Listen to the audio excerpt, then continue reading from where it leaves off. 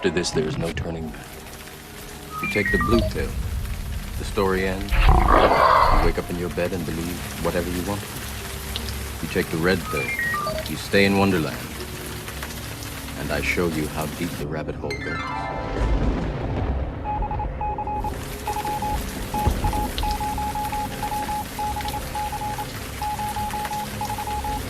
Remember, all I'm offering is the truth, nothing more.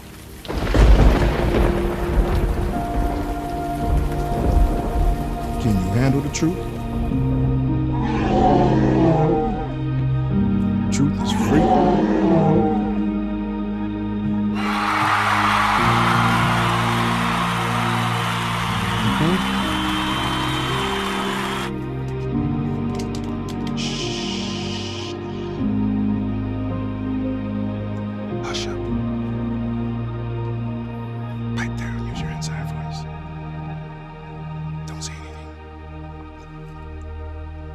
Take that, take that, take that, take that, take that, take that. Music, please.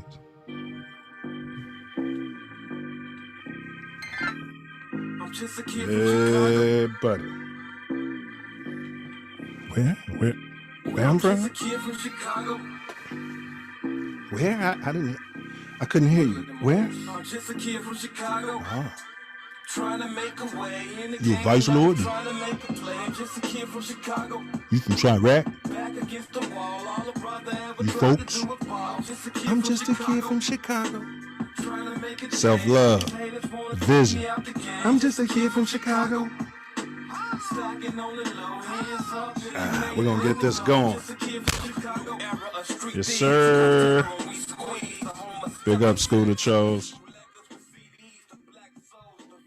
Chicago kids in the building. We're down. Welcome to Chi-Town's very own The Self Luv Show, where our motto is on earth as it is in heaven. Praise the ancestors. Big ups. And also, as above, so below. We can be found right now, Malcolm exclusively, right here on YouTube's channel, This Ain't That Network. And as we say in this acronym age, TATN. I'm just a kid from Chicago. I'm just a kid from Chicago. Yeah. I'm just a kid from Chicago. Hey, this is one of the co-hosts, 9 Mills, also one of the selfs. And we just some kids from Chicago. What down, Chi-Town. As always, repeat after me. I am greater than my excuse. I am greater than my excuse. I am greater than my excuse. Today is July 14th, 2021, Wednesday. And we could be any place in this magnificent universe at any time. And thankfully, we all Scooter chose, big up Scooter, to be here together. Here together. What down? Mr. Wordsmith, what you manifesting today, brother? Man, as always, bro. Love. Most definitely. What you manifesting, so? You know me, sir. Pure, unfiltered, unfettered, many times tough, oft times gentle. Love, bro. Nothing but love. Absolutely. Facts.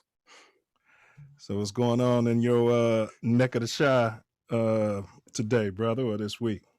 Man, I was out delivering and something happened in Hyde Park, boy. Right in where the Harold's Chicken is and Kenwood. Is it Kenwood Liquors? No, It's not Kenwood. Is it Kenwood? No, Kenbark. But you're talking about on 53rd and Kenbark. Yeah. At that Yep. little where the bank is. Woodline. Yep. In between Woodline. Yeah, No, I don't between want to. Woodline and Kimbark. Well, Kimbark, yeah, yes. Oh yeah, it is a bank there too. Mm-hmm. It took me down to where Pizza Hut used to be. It's a bank. Because you remember Kimbark gets cut off at that park, so it's right. kind of Right. It's right Kimbark at Liquors. Kimbark. Correct. Matter of fact, right at where it's cut off at.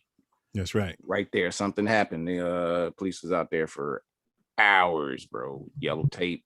I don't know if they found somebody in a vehicle or something. The news trucks was there when I left to come get prepared. Man, you said that was today, bro? Yes, today. Man. So what happened? You got totally rerouted? It was crazy. They didn't totally reroute you. They just kept you from going in the parking lot. Mm-hmm. Gotcha. Yeah, I hadn't heard about that. You know, I kind of stay a lot more plugged in than you do. Oh yeah. So to speak. You know what I mean? So Annie is much more plugged in than I am. Yes, sir. Hey, but so today, we're gonna be kind of pressed for time here, but it's all well. What you guys can expect today is we're gonna shoot through some brief announcements. As always, we're gonna have the self love quote of the day. We'll go through our Did You See segment, and then how to move or not to move. That's next. And then our quote du jour, that's au français. That's going to be the quote of the day. And then our guest of honor, the author, educator, Bernard Creamer. We're going to decode his novel entitled, I have it here. There it is there. Who Stole the Soul? The Weaponization of Hip Hop. Okay. And then after he exits, we're going to get into next week's sneak peeks. So don't go anywhere. And then the co-host will, myself, yours truly, and also myself, Wordsmith. We're going to do our summary. And then, of course, we'll wrap it up with my favorite part of the show, which is, in fact, Wordsmith's final words out there. So the announcements that I did have. Got the t-shirt self. Give you my word. My word is my bond that yours will be out in the mail tomorrow. All right. I've been on some lazy stuff, to say the least. But I'll give you my word, this one. And also, Lil Nick, if you're out there, you guys, this package is already packaged up.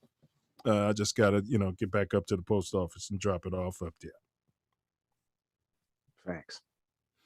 Yeah. So we're going to also, did you have any announcements, Self Love? Just want everybody to send some prayers to my neighbor who was in an accident. Just send some prayers. Thank you. Man, prayers up. And also, rest in peace to my Sans, who joined Chapter Invisible, firefighter, engineer, Noop, Robert Morgan. He passed away. And they are doing a GoFundMe to help with some costs. So I'll drop that link into the chat if anybody finds it in their heart and spirit to help the family out of that brother. But yeah, so you got anything else to add? So rest in power, Noop. Man, know they tell y'all, man, life isn't fair. Facts.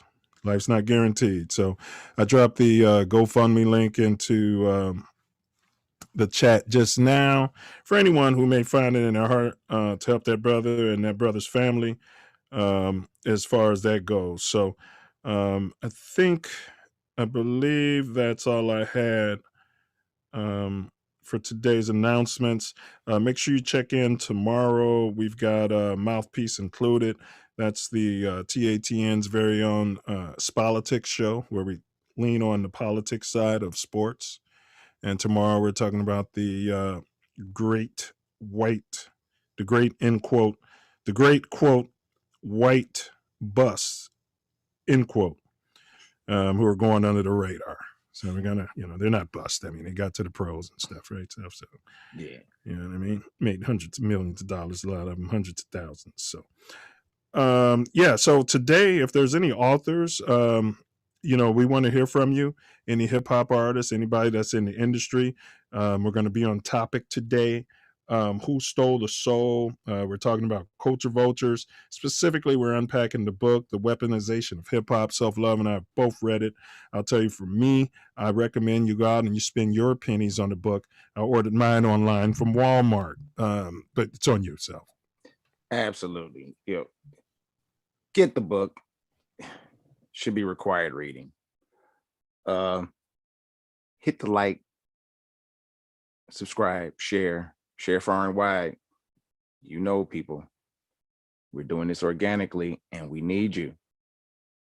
So spread the word to the like minds. Spread it far and wide. And we, as you know, we have our foundational video that's coming up next, and make sure you pay close attention. It's very of the utmost importance.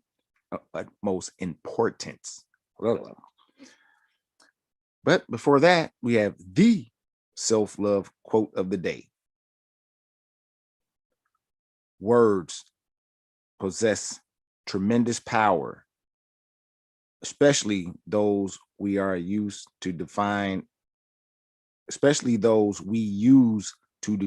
ourselves.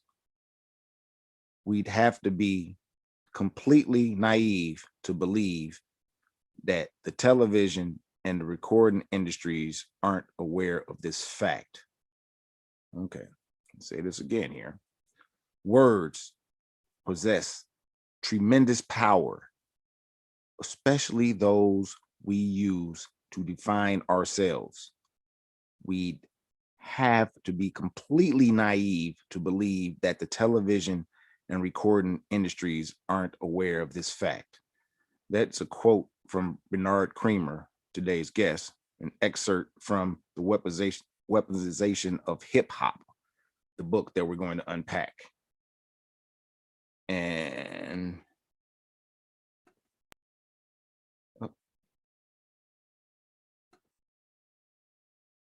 here's our video. Silverback More Growth and Development Platform. Number 1, repair our nation via reparations. We demand our silver back. Number 2, to connect our breadwinners with our activists. And 3, show an accurate depiction of African American Chi-Town. 4, to shine a light on positive influence. 5, heal our community one person at a time. 6, to provide an unfiltered platform for our influencers. 7, recycle the black dollar. 8, to provide mentors for the mentorless. 9, to close the gap between us and our pink kinsmen. Numero nueve.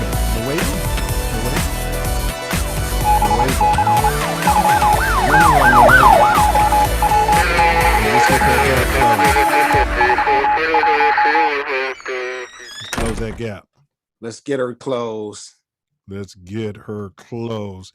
Yeah, I just had some of our Chi-Town sources. They're giving me some feedback on this story that you're reporting. Good job, Self, giving us something outside of the damn weather. We appreciate you. So let's see here. What do we have here? According to the Chicago, these are some cats in Chicago. I keep my sources nameless. They just killed a man for his truck in Hyde Park in front of Leona's. Is that about where you were? Yeah, that's exactly where. Said they got both guys, and this guy is writing, and I think he has a personal writer. I believe this guy's completely illiterate. He won't tell you he is. And big ups to all the real people who are illiterate. You can learn how to read today. Seriously. Yes. But yeah, so I think he has a personal reader and writer. He follows them around. He said they get both guys, so I'm assuming. Got. You know. And then DJ Gato, you know, our family Puerto Rican DJ said that they beat him to death. So I guess they beat some dude to death for his truck in front of Leone's. How is this possible? What are all the sheep doing? Meh. So I don't know. What? Yeah, and then there were some other things said that I won't repeat on live. And then somebody said that's the Black Terminator, 9 Mills' old hood. Yeah. They beat him to death? Yeah. Black people, stop spending all your money at Leona's. In fact, that's all overrated. It's broad daylight. It was this 10, 11 in the morning or something? Yeah, I mean, that shot. I mean, I don't know how you can do that. He said 6 p.m. Somebody said it was 6 p.m. You saw something at 10 this morning, so? And it was, and they had tape out and all of that. Maybe what you saw was, maybe what they saw was in retaliation to what you saw. Man, you think? I don't. 6 o'clock. Are you saying you saw tape in the morning? Because they're saying this happened at 6 p.m. It could not happen at 6 p.m. because I was already here at 5. So apparently there were 2 incidents, because I don't think they would be lying, and I don't think you would be lying. Right. So if there was an incident in the morning, then there was an incident in the evening, and they're probably related.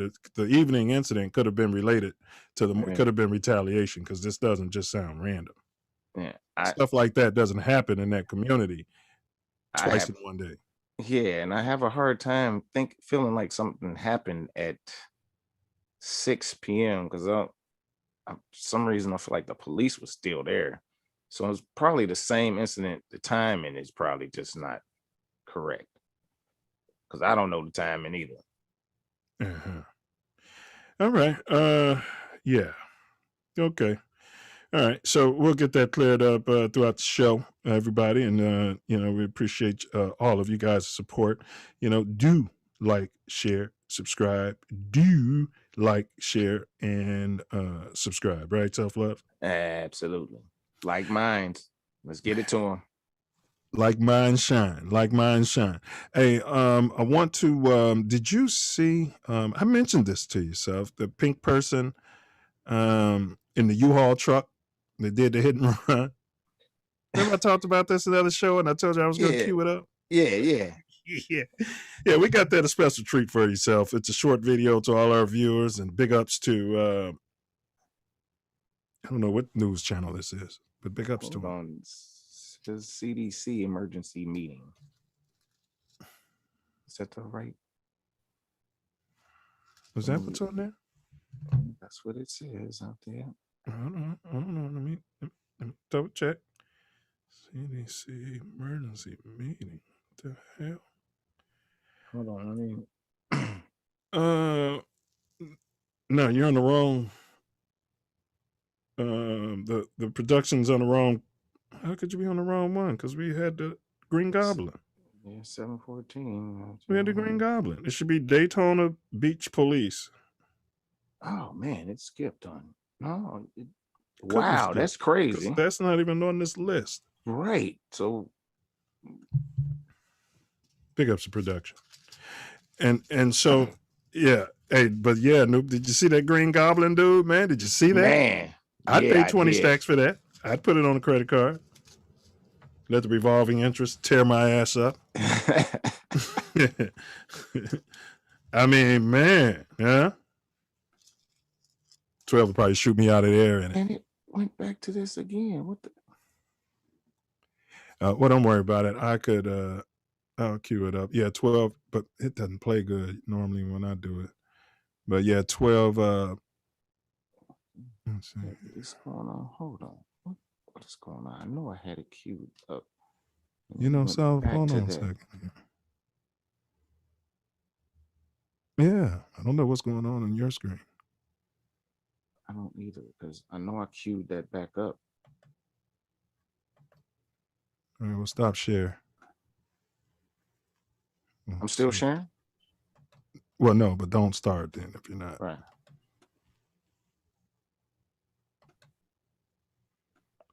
Let's see here. Oh, that's at the very beginning of it. It's the right video.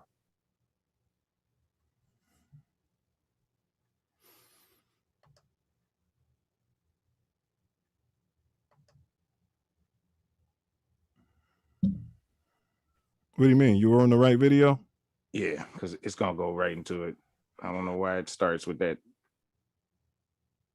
Yeah, you gotta read the titles. You see the title? Daytona Beach Police release photos of the U-Haul? That's what I kept loading up. All right, we'll play it. Well, never mind, I got it.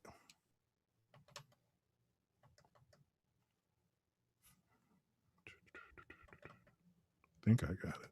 Bernard, Brother Bernard, chill in the cream room. We'll be with you shortly. Oh, come on. There we go.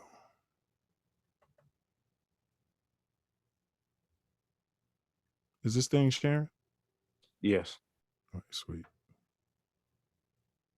Hopefully it'll start playing any minute here, people. Well, take a close look at this. Police say this man ran over a bicyclist and then just kept on driving. See, it's going to play choppy. News 6's Nikki Zizaza is in Daytona Beach with this story all new at 11. It's been nearly 1 week since the possible hit and run crash sent a bicyclist to the hospital in critical condition. And now Daytona Beach police say they hope this new surveillance video will help identify the driver behind the wheel. It all started around 6 a.m. last Friday, about a week ago. Daytona Beach police released this video of a U-Haul truck involved in a possible hit and run crash. We received a report of a man on the ground with severe injuries. Investigators say the driver struck a 59-year-old Daytona Beach man riding a bicycle westbound in the area of Mason Avenue and Forest Lane and did not stop. As of right now, he's in critical condition. He's still fighting for his life. Through tips, investigators say they were able to determine the man seen in this surveillance video was driving the U-Haul registered out of state. We're not sure the driver actually realized he hit this man. We think that it's very possible that the driver hit him without realizing it and drove away without realizing. Even so, police say they have located the truck but need help identifying the driver. This as the bicyclist recovers from a skull fracture and brain bleed. I would just say if you're that type of a person, say a prayer for him because he's and his family because he's definitely going to need it. Now investigators also say they believe the driver sideswiped the bicyclist who was wearing dark clothing without reflectors. Now police say if you have any information on this case, you are urged to contact Daytona Beach police. In Daytona Beach, Nikki Zizaza getting results. He hit a Hispanic dude and that's why they're taking it so light and making excuses for him. Did he sideswipe or did he run over it? You know, you say what, bro? I said, did he sideswipe or did he run over? Well, he's dead. What I mean? Whatever he did to him, that guy's dead. He's dead? He died? I think he died. Didn't he die? Yes, he died. They said he was in critical condition. Oh, that report. Well, yeah, that's the brain bleed. And, yeah, you got hit by a U-Haul truck. But yeah, I'm just saying though, bro, I just feel like if that guy was black, they would be like, he's wanted, armed and dangerous, assumed armed and dangerous and blah, blah, blah, blah, blah, blah, blah. And whenever I see these pink people do fuck shit, right? It's, well, I'm sure he didn't know he did it. This guy's shopping with a tattoo in the store without a shirt on. This guy is quote, unquote, trash. Yeah, I mean, how do you know you don't hit somebody or run somebody over? How do you not? Because you're allegedly on MEP. Yeah, well, that could do it. That's for sure. Or because you don't care. You know, we need some balance out here, people. You know, I'm saying if that was Pookie, that would be all over the news, and every cop in town would be looking for him, and these white people on this media self-love would not be making excuses for him. No, he probably would be arrested by now. He wouldn't have even gotten served in that store without a shirt. Well, that's for sure. You know, I digress. But that was the one Self that I was talking to you about, New. Yeah. And I was like, man, these pink people, man, well, it's their country. And I guess that's the bottom line. It's their country, and they can roll however the hell they want to roll. Run people over and do whatever. Keep it moving. Man, you know how I feel about that. Facts. Done to me. Hey, but I want to jump into the next segment. It's how to move or not to move, bro. So we're going to run just a piece of it because our guest is waiting. So we're going to run about 1 or 2 minutes of this next video. And then we'll get this brother in here and start the show. Yeah, what is this crap on your screen? This morning, our series Eye on Earth travels to Africa to learn about a creative approach to plastic pollution that's showing up all around the world. It's called the Great Pacific Garbage Patch. I like that. In the Pacific Ocean, contains plastic waste twice the size of Texas. That's big. Twice the size of Kenya Texas is one now? of the many countries contributing to the pollution. Hundreds Bro, of they said tons of most of the plastic stuff ain't waste are even in that created every patch. day in the capital, Nairobi. That's less than 1% alone. of the plastic That's where in the Deborah ocean. Pata met one God. young woman who's finding innovative ways to tackle the problem. Most of it's on shore. This is Dandora, about 30 acres of waste. That's the equivalent of 22 football fields. Despite a pioneering plastic ban, Kenya is still drowning in it. And whilst most people look at this and think it's an insurmountable plastic mountain, one young woman saw a way to move that mountain. There are days in Kenya when you can actually walk on water. This river is choking with so much plastic, it's formed an unsinkable foundation, a disturbing health hazard for everyone living here, except this young woman. So I get excited when I see waste because I know that's life for us. This is The what we fact can that have in plastic America. does not sink is Potential. precisely what intrigued material scientist Nzambi Matia. I came across this concept of using plastic to building blocks. She'd be shaking her ass on the pole. In if she was in the US. 2017, Kenya outlawed single-use plastic bags, but it's still everywhere, clogging drains, polluting rivers, contaminating animal feed. Some of it ends up here in Nairobi's Dandora landfill, which long reached its capacity and was supposed to be closed down 20 years ago.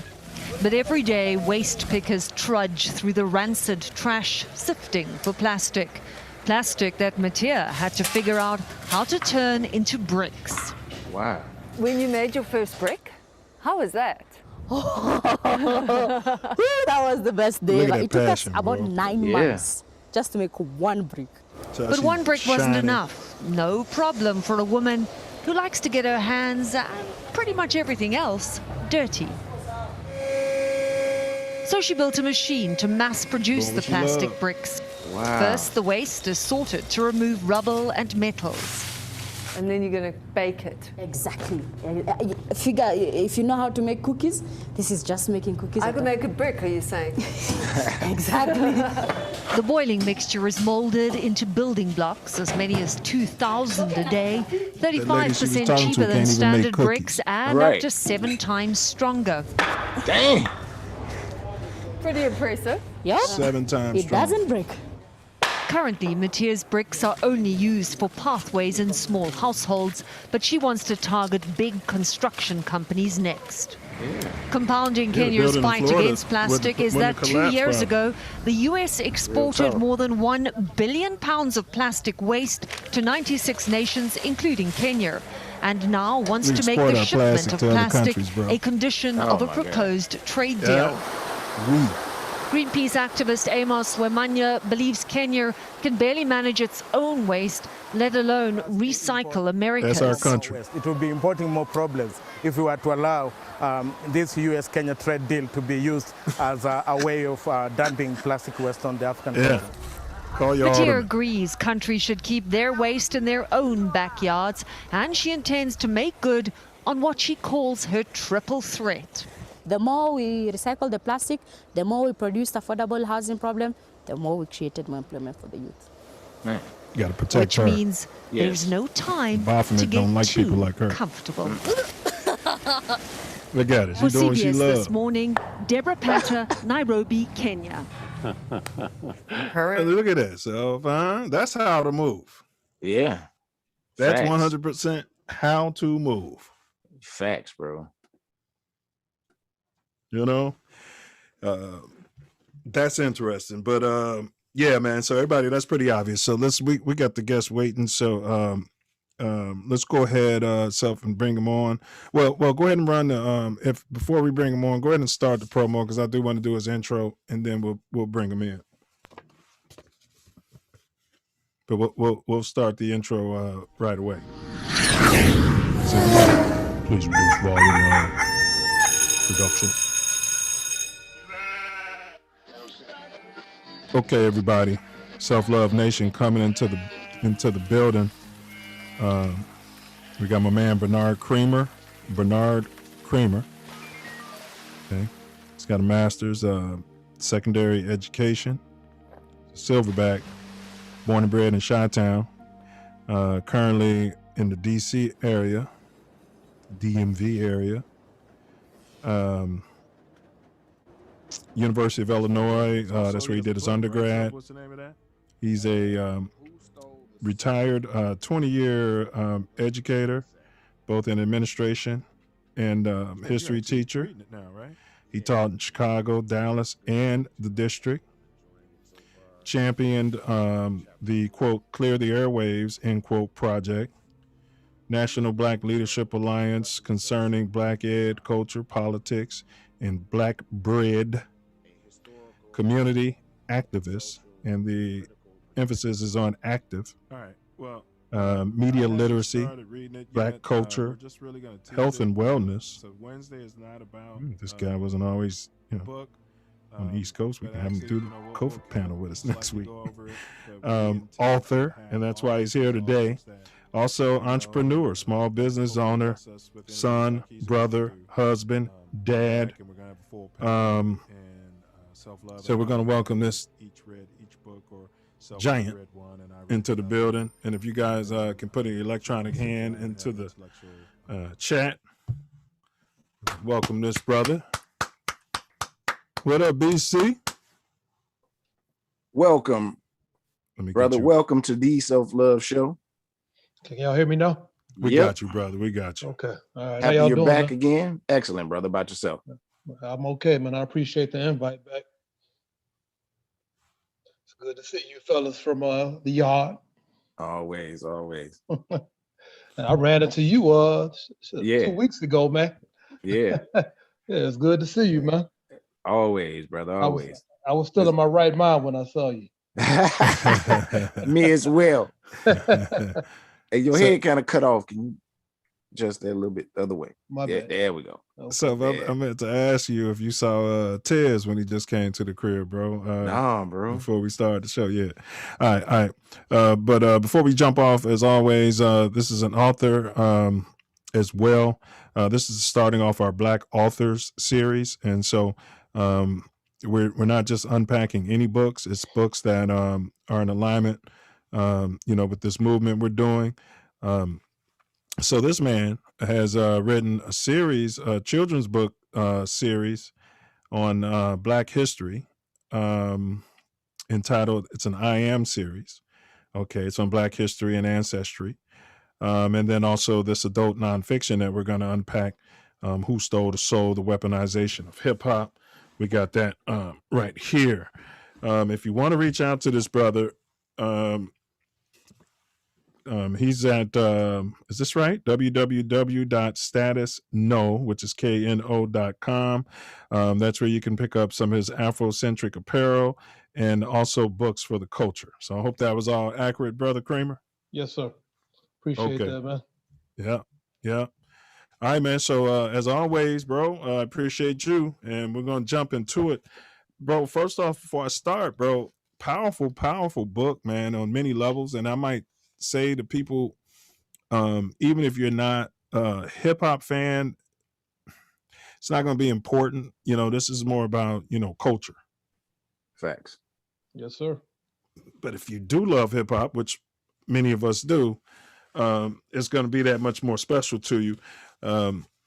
So he's agreed to quote unquote decode this book with us. We're not going to give away all the gems, because then there'd be no reason for you cats to go out there and support Black business, and support Black art, and support Black literacy. And please, purchase this book. I'm not getting one dime for this. I'm saying this because it's some content that I think our society, I even told you, Bernard, I'm going to get a copy and send it to the Nation of Islam so they can, if they don't already have it, stick it in their archives. That's love, man. Yeah. Yes, sir. Very, very important work for our culture. Very important. And the reason you're up first is because we've had many guests on the Self Luv Show. One of our questions is always recommend a book. So we had several, cats, including, Brother Wordsmith, be like, man, you need to read this book. So we broke it down. I'm going to start out. We're going to go chapter by chapter, but I won't, we only got like 60 minutes. So I won't, the last few chapters we won't cover. You guys are going to have to just, go through, pick up the book. But chapter 1, you started talking about hip hop as a learning tool, because I know your background is in education. Can you just kind of give a description of what you were just saying, like how, I think you were talking about the visionary, how we use music and cadence and things like that. Can you just kind of break that down for us a little bit? As far as it being a learning tool, I mean, for me personally, I simply think back to, those that were there at the beginning, like the KRSs, the Brand Nubians, the Poor Righteous Teachers, and X-Clan, even though they're dealing with some drama right now. But definitely the Zulu Nation, with all the drama they're dealing with as well right now. But just having to actually listen to their lyrics and break down their lyrics, and number one, to discover how much we didn't know, because a lot of those brothers out east, they were reading well before I was reading. And they was presenting so many gems in their music and stuff that I had never heard before. So it would make me go read. It would make me go find out the information. So it made me hungry to learn. And it definitely didn't make me feel comfortable in my ignorance, not knowing. So it was a learning tool. I mean, it was being done. If you have those beats, they used the music of our ancestors before they started hitting their pockets for using samples. You had the dope music of our ancestors behind it, and then you have teaching going on to those lyrics. So I mean, that's a powerful weapon. I mean, you think about what Fela Kuti said. His beats, man, I would put them up against James Brown. Monorail and all of that stuff. You talk about Fela Kuti, you listen to some of his stuff, 15 minutes long, and at the very end of his songs, he's giving you a lesson. I mean, he spit knowledge about capitalism, about imperialism, about how we treat our women, and it's being done in a way that, it's connected to the music. And you know how music does with us, man. We dancing out the womb. So if you're talking about kids and you presenting this powerful music to them, man, it was big. You know what I mean? I think that this country knew what was going on with all that stuff being done through music for us, and they couldn't have it. They had to flip the script on us. They had to. Well, let's back up. Before chapter 1, I didn't want to really cover the intro, but I want to ask you this as an author, because I write, and I'm gonna lay some stuff down here real soon for the world. But when did you decide to write this book? When did you start, and how long did it take? Man, I don't know if you all are familiar with Dr. Lance Williams in Chicago. He had actually done a documentary, a couple of documentaries, I'm sure. But he was at Northeastern University in Chicago, down in the Brownsville area. And he lived in a building. I lived in his family's building, actually. Okay. And I had the opportunity to go, he invited me to come see a lecture. And he was talking about the devolution or the evolution of 50 Cent and Tupac. He was drawing parallels between the two. But he was also connecting it with capitalism. And so I was probably into, I would say, my 3rd or 4th year teaching history. And so I was already, trying to teach stuff outside of the books and stuff, trying to reach these kids and trying to empower them. And so connecting the history and connecting the lessons, the stuff that I picked up from him, I think what I saw from him was probably about 45 minutes to an hour. But just taking that information, it made me go do more research. I was already lovers of hip hop. So knowing and understanding, you know, how hip hop was devolving, how it was becoming what it is today, I started researching and I started putting together PowerPoint slides, and I started presenting to the kids. I would literally take probably the first 2 or 3 months of the school year, or somewhere in the middle of the school year, to present basically the weaponization of hip hop to my kids like 10 years ago. And so I already had the outline for the book and had been doing and reading the outline and presenting the outline for like the last decade. And so the natural evolution for that was just for me to go ahead and write the book. Cats have been telling me, man, you need to go ahead and put this information in the book. You know, we have to step outside of our comfort zones. I never saw myself as a writer. I saw myself as a person that could write, but never someone to publish a book. So I'm very grateful for the people that pushed me to do it. And I actually mentioned them in the book as well. But it's a combination of pretty much 10 years of teaching the subject and being intimately connected to it, you know, especially working with these kids and watching their behavior go down the drain and watching it correspond with some of the stuff that they're talking about in the music. When they started talking about the Percocets and all these nonsensical drugs, the Mollies, I started hearing about it in the schools. All of this trap music, all of this drill music, when they were talking about the beats and this and that, I would hear my kids talking about all the exact same stuff even before the murders would take place, or sometimes the day after. And then I would, when they figured that I was listening, they'd be like, be quiet, be quiet, be quiet. But this stuff is literally dominating their psyches. It's feeding their subconscious. It's feeding how they see each other. And to step that up a little bit more, I mean, we 50 years old, and I ain't mean to tell them or whatever, but yeah, we look 50. Just standing around groups of us brothers. And it's not bad brothers, it's not misbehaved brothers, it's not disrespectful brothers, but it's so deep in our subconscious that we call our women B words, and we don't even think about it. We don't think a second about it. And we call ourselves N words, and we don't even think a second about it. You know what I mean? So it took me about 3 years to stop using the N word. Probably took me about the same amount of time to not see our women and to be labeling our women as B words and actually speaking those words out of my mouth, whether it was in a joke or even, you know, just trying to be funny or whatever. I just don't do it anymore. And it's actually changed the way I think about and how I see my people. Yeah, I believe, you know, people say stick and stones and, you know, words never hurt me. That's kind of blasphemous. It's blasphemous. Yeah. You know, sticks and stones may break my bones, but words will never hurt me. That's blasphemy. It's a damn lie. That's a spell. Correct. It's a spell. Yep. And it's to music. You listen to music these days, man, they literally use almost the exact same damn beat on every song. And it's like that same hype beat. It gets some real hype. It gets some real hype. It gets some real hype. But then you put in go kill somebody, go kill somebody, go kill somebody, go kill somebody behind it. It's like a mantra. Yeah. Well, let's jump into Genesis. I think that's chapter 2. You were talking about posers, how posers in the beginning of hip hop back in the day, you know, were being weeded out. You also broke down some definitions, you know, and gave a short history of hip hop. I thought that was very powerful for anyone who wasn't there. I mean, we kind of grew up in it, you know, everybody sitting here. So what I wanted to ask you though, you said that rap at that time was safe, is the word you chose. You said it was insulated from culture vultures. Can you kind of go into that for us, like what you meant by that? Because that was the terminology you used, and why was that so, in your opinion? Man, it's funny. When rap first came out, I mean, we literally had control of it. It was born organically in the hood, of the hood, for the hood. We partied to it. The lyrics were meant for us. It addressed us. Like Nina Simone said, the music is supposed to reflect the time that reflected the times. The message, Sugar Hill Gang, they talked about what was going on. You know, they broke it all down from the streets all the way up to the government and how these things were affecting us. It was safe in that the industry, number one, they didn't really see any value in hip hop. They didn't think that it was going to be something that was going to stick around. It was going to have any longevity. And so they kind of dismissed it as a fad. But hip hop grew and it started to grow exponentially. We started to pick it up. We started to get better at it.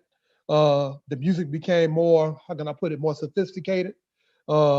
The bars became more sophisticated, the sampling became more sophisticated, and we started listening to it, and they were making money, doing their little shows back in the day, even before they became commercial.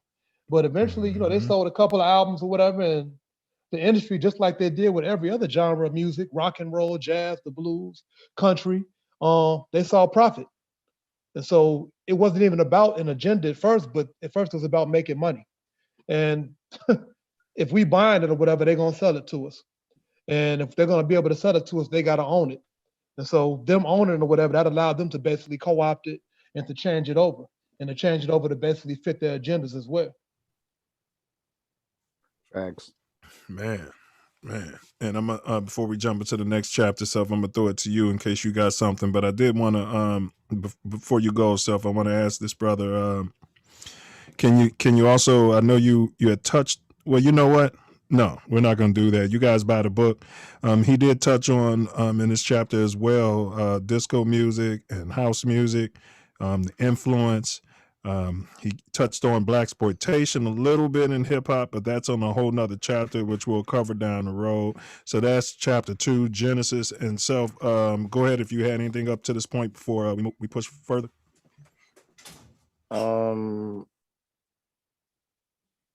Like, share, subscribe, hit the bell. Let's get the share like minds. Buy this book. I'm going to say that this book, it's a must read, and we need to get this information to the people. This is very relevant to what our movement, and yeah. Most appreciative, man. Yeah, I'm glad you said that. I mean, if you're a parent, I don't want to say should, that's a judgment. I've been using that a lot lately, but it would behoove you to at least review this book. Something you just said, bro, about when you were a teacher, you were able to, ear hustle and start picking up on certain things. And then you were getting this information, and then your children, you're picking up on certain things. Because I've said some things to some brothers who have younger children, and they still don't know. And they're like, man, how do you know all of this? Because I don't have kids. But just for information, I'll go listen to some of the drill music. I'll listen to it. Again, it's rare. It's becoming rarer and rarer because of this book, and because of things I'm on now. It's becoming rare because you do realize, man, look at that. I'm snapping on people, out here in the world, and it doesn't have to be that way. Maybe if you were listening to some spiritual or some gospel or something that was uplifting, or even some Ron Hardy, even a Ron Hardy mix, and he was mixing all those love songs and stuff like that. So he touched on a lot of that in chapter 2. Y'all cats pick up the book. But I want to jump into the golden age of hip hop real quick. We'll just cover that. And you said that was around 86 to 96. Self, would you disagree with that? 86, that's around Criminal Minded, I think. That's right around. And then 96 is right around when the firms start dropping doo-doo. In my opinion, allegedly.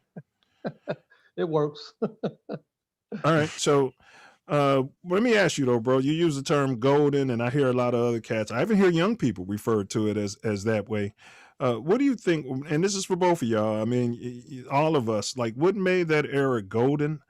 And then why did it give way to gangsterism? And then why did we allow it? So that's a threefold question. What made it golden? Why did it give away to gangster rap, gangsterism? And then why do we allow it? You want me to hit that first? Or is that for Tori? It's for either. So guess first. Go ahead. Guess first. I mean, for me, it was golden. For us, it was golden. I mean, you literally had like I'll say it, man. It's opinion. But you had the pinnacle of hip hop. I mean, you literally had some of our best lyricists, some of the best producers, and I hate to say producers, that literally this is the DJ, but some of them still had DJs though. But even in place of the DJs, you still had some of the dopest producers in Premier, the RZA. You had them cats, P-Rock. Like you had dudes that literally respected the music. They had respect for the music. They had respect for the culture. So whatever they was chopping up and sampling, it was coming from real music. and it was sounding damn good to us. But you still had to come with lyrics too. You couldn't come with no trash. You think of Wu-Tang, man, 99% of they clique was lyrically proficient. If you listen to Triumph, dude, I think Triumph, that song is gonna be timeless. We'll be able to put that on. We 80 years old and still be hitting them lyrics. Every bar of them. I mean, it was cold. It was the golden era, man, because I mean, it was still hitting us with a little bit of consciousness. We still had balance. We had the street element or whatever, and a lot of us was, we had a toe in the streets. So I said, because we college kids, so we ain't none of us talking about that thug life or that street life like that. But we had a toe in it though, and we could speak to it because we grew up around it. So you had that element, but at the same time, though, you were still being taught. KRS-One was still doing his thing. Brand Nubian was still doing their thing. Even Kanye West in the beginning was still trying to teach something, before he started going in the direction that he wound up going in. But it was just a lot of talent, man, a lot of talent. And to address one of your questions, this is around the time, actually, I would say it's around the time or a little bit after the industry decided, what this music is, they discovered that it was empowering us. It was giving us power. It was politically orientating us. It was telling us how to react to the government. We was wearing the medallions. Exactly, man. We was wearing them African medallions. Yeah. Yes, sir. A lot of cats in U of I was rocking 7 pounds of wood around their neck and to wear these beads and African medallions. Now, a lot of them are selling out now. Yeah. That's another whole story. But either way, we was into the culture. We was walking around U of I, 2,000 out of 38,000 kids looking African and proud of it. Like super proud of it. But the Public Enemy was I'm thinking it's in the book, and I'll just, use that information. They were multi-platinum. Like every album they dropped was multi-platinum or platinum. It did work. They sold units. They were still putting out good music. And so it had to be a hard decision for the industry to say, well, you know what? We ain't doing Public Enemy no more. They literally just erased them. And then next thing you know, you see the emergence of NWA. I was just about to say, we didn't become N-words and B's on a scale. Mm-hmm. We would use it occasionally amongst ourselves, but it wasn't public. You didn't call your woman the B word in front of other people. You didn't call your woman the B word, but you know what I'm saying? You didn't call a black woman. It just wasn't done. We didn't even call each other the N-word around other people outside of our race, and not justifying it. But so then we knew there was a certain taboo behind it, based on how we were raised, but we might be amongst each other in the group. But when NWA came and it was N-word, and BBB, and then even in my consciousness, women went from queens and earths to, okay, there's that B there too. You know what I mean? And instead of this could be a queen that's just behaving like a B or just having a bad day, as opposed to she's a B.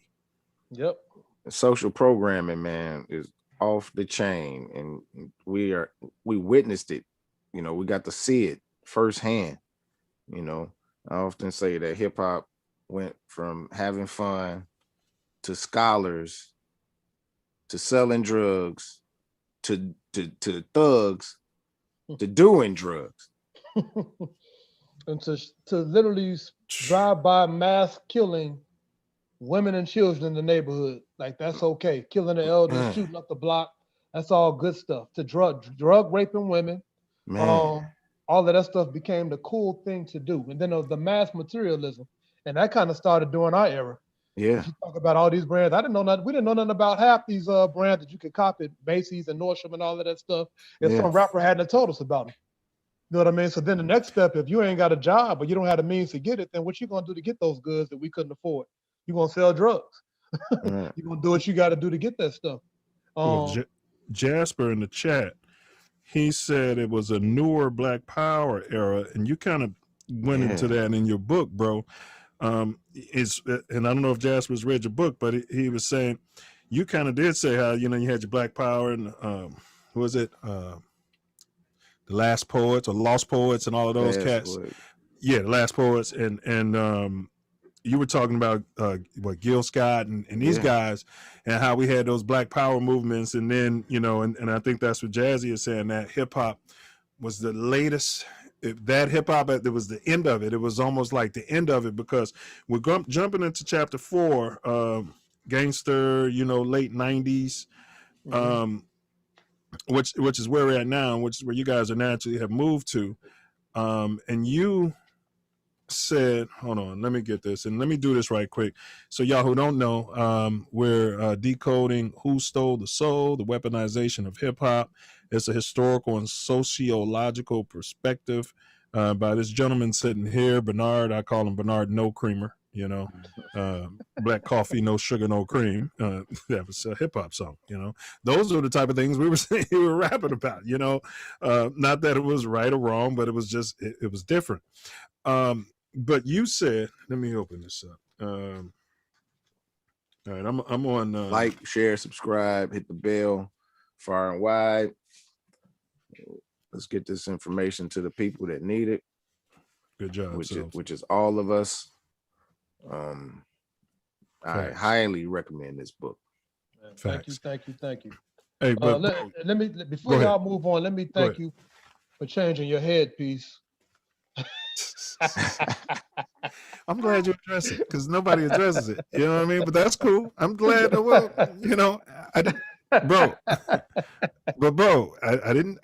I changed it today. You know what I mean? I changed it today. You know what I mean? And I know you're a lot more Afrocentric type of dude, and big ups to my mom. My mom. And the wife, she prefers this too, as opposed to the American flag. I knew that there was a method to the madness. I meant to ask you. I knew there was something behind it. There's a method to the madness, but he's the first person that said something about it, which is wonderful. I've been sitting here with that on. That's fantastic. Maybe we'll do a show. On it, because I don't answer many questions. But yeah, there's definitely a method. I'll talk to you about it at the end of the show. Bet. All right, but we're in your gangster chapter, chapter 4. And on page 22, you wrote, the U.S. government, much like the German Nazi government during WW2, has always been clear on the power mass media possesses. They've always understood its ability to influence the population, to affect people's thinking. And I'm going to end it shortly. In 1967, amidst Black nationalist movements and increasing Black rioting in America, a group was convened by President Lyndon Baines Johnson to investigate the causes of the 1967 race, quote, riots, end quote, and to provide recommendations for the future. So, can you go into... we were talking about the Black Power movement, and then what Jazzy was saying, how it became a newer Black Power era. And then, so I guess someone did the overplay. You're talking about the media with the propaganda, did the overplay for the underlay. Can you kind of go into that? You want me to talk about the Nazis' use of it? Yeah, the Nazis, and then how America uses it, or who taught the Nazis. I think they learned it from us, but yeah, you breaking some stuff down, bro. Yeah, they learned it from us. Definitely. I mean, America's been kicking our ass for the longest, and even before they were kicking our ass, they were kicking the Native Americans' ass, and even before they were kicking the Native Americans' asses, they were kicking their own asses. So they were already masters at war, at how to murder people, and how to propagandize people. So they had been doing it. So by the time they got to us, they were professionals at it. But as you mentioned, the Nazis pretty much got that how to tenderize the people to prepare them to be cooked from America. If you talk about Birth of a Nation back in the turn of the century in 1915, yes. When they propagandized it, they used movies, visuals, they used paper, newspapers, posters, and all sorts of things to basically depict these images of us. But they why? Used toys. But why? To basically why? Go ahead. To dehumanize us. Once you dehumanize the people, their value decreases. And so once you start evaporating those people, or exterminating those people, assassinating those people, there's not a big uproar because nobody sees them as humans anymore. So if you talk about the Jews in Germany, Hitler was already feeding the subconscious of the Germans leading up to World War II in the 30s through his SS. I'm gonna cut you off here because I want Cass to pick up the book. This is the type of stuff that's in the book, and he really broke it down. Y'all gonna hate me, but buy the book. I mean, I'm on some real talk, and don't hate me for this, B, because I want our people to read, and the ones who are reading to read it, because this book needs to be out there. I did want to ask you, I wasn't cutting you off for cutting you off sake. I told you I wanted to tease the book. Yes, sir. But you said poverty breeds compromise. I think that's your quote. Poverty breeds compromise. Can you explain what you mean by that? Oof. The rich will always be able to exploit the poor, and that's one of the major components of capitalism. Number one, the first thing is the rich make you want what the rich have, the materialism, the consumer piece. And so once they make you want what the rich have, they literally depict themselves on TV as gods, as kings and queens. And so people look up to them, people clamor for them, people become groupies to them. And so if you want the things that they have, you're going to do whatever you have to do to get those things. And so the rich understand this. As far as Black people go, there is no connection between the schools and affluence. There's no connection between even going to college and becoming an affluent individual. You're not going to get a yacht or a boat off of just going to college unless you literally, you go some route where you're really compromising yourself. And if you talk about somebody becoming a general for the military, you're talking about somebody being a superintendent for one of these school systems. You're talking about somebody becoming a judge within criminal justice. Those are compromised Negroes. Individuals that have literally had to jump through hoops and literally have to compromise their principles and their integrity in order to make a lot of money, if they even have those principles and integrity, because we're not socialized to empower ourselves or each other. But the higher we go up on their food chains or whatever, we're literally compromising ourselves. We're selling out our community. Now, if you're talking about the poor kids, I want to talk about rich people first and affluent Negroes first, because it's not just poor people that get compromised. But if you're talking about a kid on the street, you're talking about that today. They turn on the TV, they listen to their favorite rappers. Their favorite rappers are driving $100,000 cars, $500,000 cars, rocking $100,000 chains. And our kids don't have the means to acquire these goods. And so what are they going to do to get these goods? They're going to compromise themselves. They're going to compromise the communities. They're going to sell drugs, or they're going to kill, or they're going to go to jail. They're going to compromise themselves and go to jail, or either die trying to get these goods that they see on TV. But I'll talk about myself. Like, I think I even mentioned myself in the book as an educator. The higher up I got in education, especially the more, I was always reading the books. I was always reading about agendas, about education, history, education. So society, all of that stuff just kind of clicked with me. I realized that if I was to basically rise all the way up the chain and become let's say a superintendent, regional superintendent or whatever, there's going to be some compromise involved. And I'm literally going to be taking directives directly from the state. And basically, I have to carry out these directives without question, knowing that they impact my people in a negative way, knowing that I'm carrying out, breaking up the unions, privatizing the schools, test prepping our kids to death, all of that stuff. I got to be in charge of that, but I got to oversee that. And I got to tell Black teachers that's what y'all need to do. And so that's compromise. You know what I mean? I don't have that type of compromise in me. And so I've been poor. No, I feel you. Because you know what I mean? If you work for the Roman government, you what they say, when you're in Rome, you do as a Roman. So if you're in the Roman government, you do as a Roman government, and that compromise, it would have been asked of you. It definitely would have been demanded of you, not asked of you, required. So man, every level we're asked to compromise. We don't own anything. Right. You know what I mean? If you think about the plantation, in order to get in the house, you had to compromise yourself as a field slave. You had to become a house Negro. You had to set out the ones in the field. That's compromise. So we've been doing this for 400, 500 years. It ain't nothing new. But it was there's two different type of house Negroes. Yep. There was a house Negro that was still down, and that's what we've gotten away from. There was one house Negro that went in that house, and half of almost everything he got, he brought it and shared it with the field Negroes. Yes, he would steal the books out and teach the field Negroes how to read and stuff like that. So they've depicted the house Negro to be just this one type of cat, which has made our house Negroes of today feel like that's the only way they can be. Look, you house Negroes up there at the top. You can be the spook by the door. Yes. You can do that. You can. You can. But even as a visual, though, as the optics of a house Negro is bad. because it tells the field Negroes that if you work hard enough and you keep working hard, you can be this dude. This is true. You know what I mean? So it's the optics, even without and the it house tells a Negro saying the child who word. doesn't know what the spook that sat by the door is really doing. It tells a child that be a house Negro. Yep, that's it. So you definitely got to contextualize it. Hey, bro, man, that's why I love having you on here. I'm gonna go past chapter 5 for time's sakes.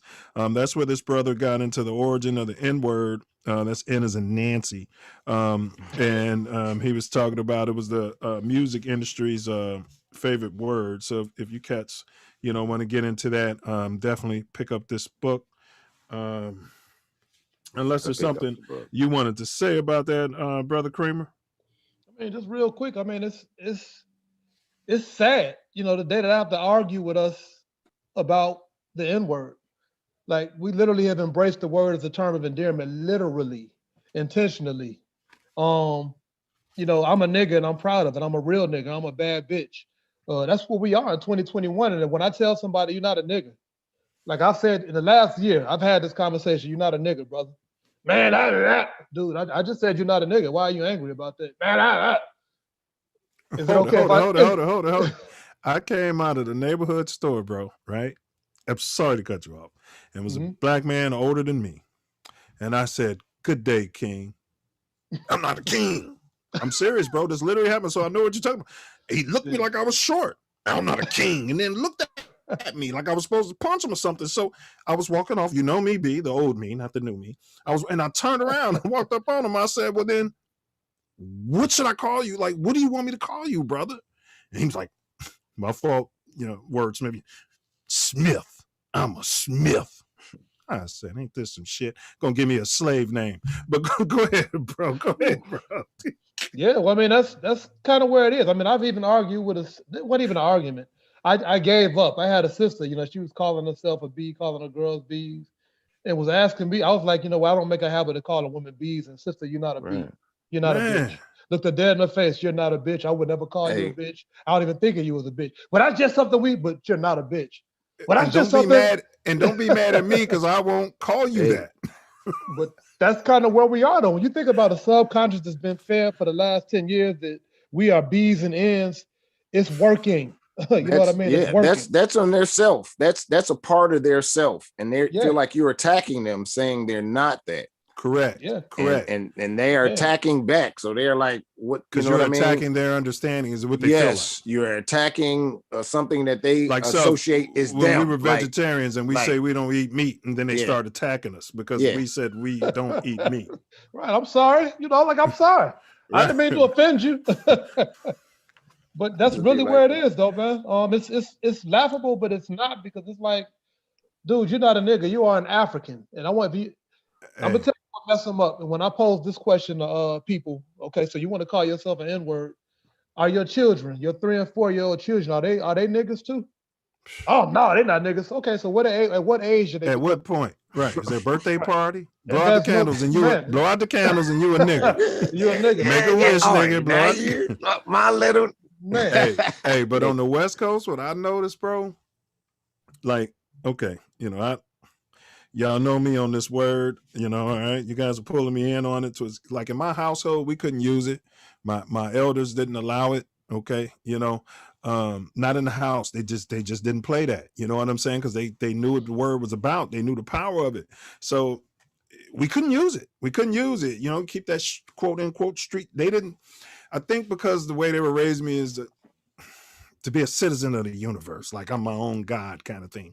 But you ain't using it in my house. You ain't paying no bills. We don't talk like that. That's how I was raised. So I'm going to throw that out there. So then I did get away from myself. It has to be a result of hip hop. But what I was saying about the N-word though, bro, I would come on the block and there's people who you love. Now, look, color me stupid, all right, bro, or ignorant. And it's a certain way they use that word. And it made you feel good. There was no other races around, But bro, now the word, it's even worse, bro. They're using it. They're using it like the Klan. Bro, I could be like at the grocery store or something, maybe I cut somebody in line and didn't realize it or something. man, what you doing, nigga? You know, I'm like, whoa, That, you go ahead, bro. That speaks to the energy behind the word, because a lot of us say it's a term of endearment, but when our kids are getting ready to kill another kid, they using the N-word. Exactly. I'm gonna kill that nigga. I'm gonna F that nigga up. Yeah. They're not saying I'm gonna kill that brother. I'm gonna kill my cousins. I'm gonna kill my family. Or if you angry at a black woman, what's the first word out your mouth? You know, it ain't sister. You know, it ain't queen. And to be honest with you, I don't use king and queen because monarchs are parasites. But that's another whole conversation. But if you want to call a woman a sister or whatever, I mean, it's like that word does not come into play when you're angry at a black woman today, because we've been taught to address our sisters as that, and it's okay in an argument to call a black woman a B word. Now, I remember about 10 years ago in Brooklyn, I used the word on a sister that I actually had an affinity for. And they came at me, like the whole house came at me. Like, how dare you? You know what I mean? To the point where I had to apologize. You know, the party was over. You know, you called my girl a B word, blah, blah, blah, blah, blah. I was wrong. I was dead wrong. But today, you know, fast forward, you can call sister a B word and she's going to embrace it. She might high five you. Man. And that's on both of our faults. It's not just the sister's faults. It's our fault too. Facts. Man, that is facts. What made me address the B word in myself, I saw an old friend. He's a brother from another mother. He's going through some things, you know, with his mental health. But he's you know, in the Nation of Islam. He's got 2 or 3 exes at this point. But I saw him after some years, and man, we were walking through Hyde Park, and some woman did something ignorant, and I didn't call her the name. I was telling him, we were walking, I'm like, man, forget that B. Just casually use the word. And bro, the way he looked at me, you know what I'm saying? It was like I was talking to my great grandmother or something. The way that word made him feel, because he's not around people talking to his women like that. He wanted to do something to me. Like, he's looking at me like I'm an agent by using that word for our women. And that, bro, made me question my mental health. Yes, sir. Kudos to that brother. Man, yeah, that's my dog, man. But Birth of a Nation was your chapter 6. I think you were comparing Step and Fetch It with rappers, bro. Yeah, that's easy. That's an easy connection. All right, we're gonna leave that. We're gonna let them just enjoy that. And then I liked you when you were breaking down in chapter 7, the blaxploitation chapter. You were using an analogy, which I thought was dope, the Trojan horse. And again, I'm gonna ask you cats to read the book to get a better understanding of blaxploitation and you know, how it is in hip hop. I'm gonna leave that there. But chapter 7 was dope, and the Trojan horse scenario. I mean, I almost want to talk about it for the sake of getting this information out, but I'm not. So you guys don't talk about it. Chapter 8, context matters. You quoted Du Bois' double consciousness theory in the book. Can you just kind of give a brief overview of the double consciousness theory? Yeah, he basically said that we have 2 different ways in seeing ourselves. We see ourselves through our own eyes, and we see ourselves through the eyes of white people. And so not only are we concerned about how we see ourselves, but we also concerned about how white people see us. But given white pathology, pathological behavior, white hegemony, it dominates our subconscious and how we see ourselves. And so even when we get around white people, some of us will change the way we talk, the way the way we stand, the way we address other people, the way we address them. We'll change all of that up to impress them and to make them feel comfortable. But how did I try to think how I termed it in that chapter, double consciousness theory. Basically, when you think about people saying stuff like, you know, with the sister that just won the spelling bee, with the basketball skills or whatever, I get sick and tired of hearing that we were the first black person. I told my mom this last week. Yeah. And what you're basically saying, without us even thinking about it, we have to start thinking about it. We have to start critically and not analyzing everything that we do and say in order to grow. But if you're saying that she is the first black person to do this, who was the first? And so every time we say that, you literally say that white people was the first to do everything. Correct. Like they literally are the Primavera, the original, everything, right. the Dendada. You know what I mean? Literally what they're saying. Because Exactly. when they say they're the one that labels it too. It's always them that label it. Yep. And once we surpass them, that's where we need to go. That's it. So we're labeling ourselves second class and limiting ourselves as well. Every time we programming, bro. Yes, sir. Well, so I thought I had to address that. And it's something that it's been addressed before, but it had to be in the book because it's literally something that affects us. It affects how we see ourselves. Facts. Well, I always used to tell my little homies like that. I had a elder in the family. I think she would, yes, and I get it. It was because of so much negative propaganda that was being levied on us, when they were coming up, and we're that negative stuff from the media. We're coons, we're this, we're that, we're pinkanini. So black people, we held ourselves a certain way. We dressed up to go downtown, we went to church, we didn't use the N-word around other races. We held ourselves dignified to shake that N-word, that coon, that image, to shake that. And so that's where that comes from. But at the same time, I do have issues with it. I've always used to have issues with it because I went to school with pink people and white people. And I'm like, why are we doing this? Like, why? You know what I mean? Like, they're not worthy. They're not worthy of that. Just be yourself. And if they can accept it, fine. And if they can't, fine. All right. So I'm going to give you another level of that. To me, this is just my vantage. People can do what they want to do with it, but we think it's a big deal when we put our kids in suits and ties. And that's respectability politics. Yeah, respectability politics. Like we're not worthy of respect unless we have a 3-piece suit on and a tie. Yeah. What is that? Like what is it? Where does that come from? You know what I mean? Like where does that come from? Where is that born from? But you think about the fact that programming. All of our best leaders, Malcolm X's, the Martin Luther Kings, the Medgar Evers, these individuals that were killed in suits. Facts. So, I mean, suits don't garner respect. You know what I mean? There's nothing that we can do to make them respect us. Facts. Nothing. You know what I mean? So it's not even about making them respect us. We got to respect ourselves. Period. And me looking at you, I respect you just off y'all being true brothers. I know you are. I know y'all's hearts. I know y'all minds. If you put a suit on, I'm probably going to look at you a little like, what's going on with this dude? Because brothers in the suits are the ones that are exploiting us. You know what I mean? So that makes me ask questions when you put a suit on. Well, it's funny. I'm telling Self, I'm changing my look at some point. Well, you guys drop in the contents. It's a white boy. He got a podcast long for himself. I think I sent you his thing. He be in an all white black suit. So I want to flip that and be in an all white suit. But that's just something another day. We got a question in the chat. It says, was the West Coast wrong?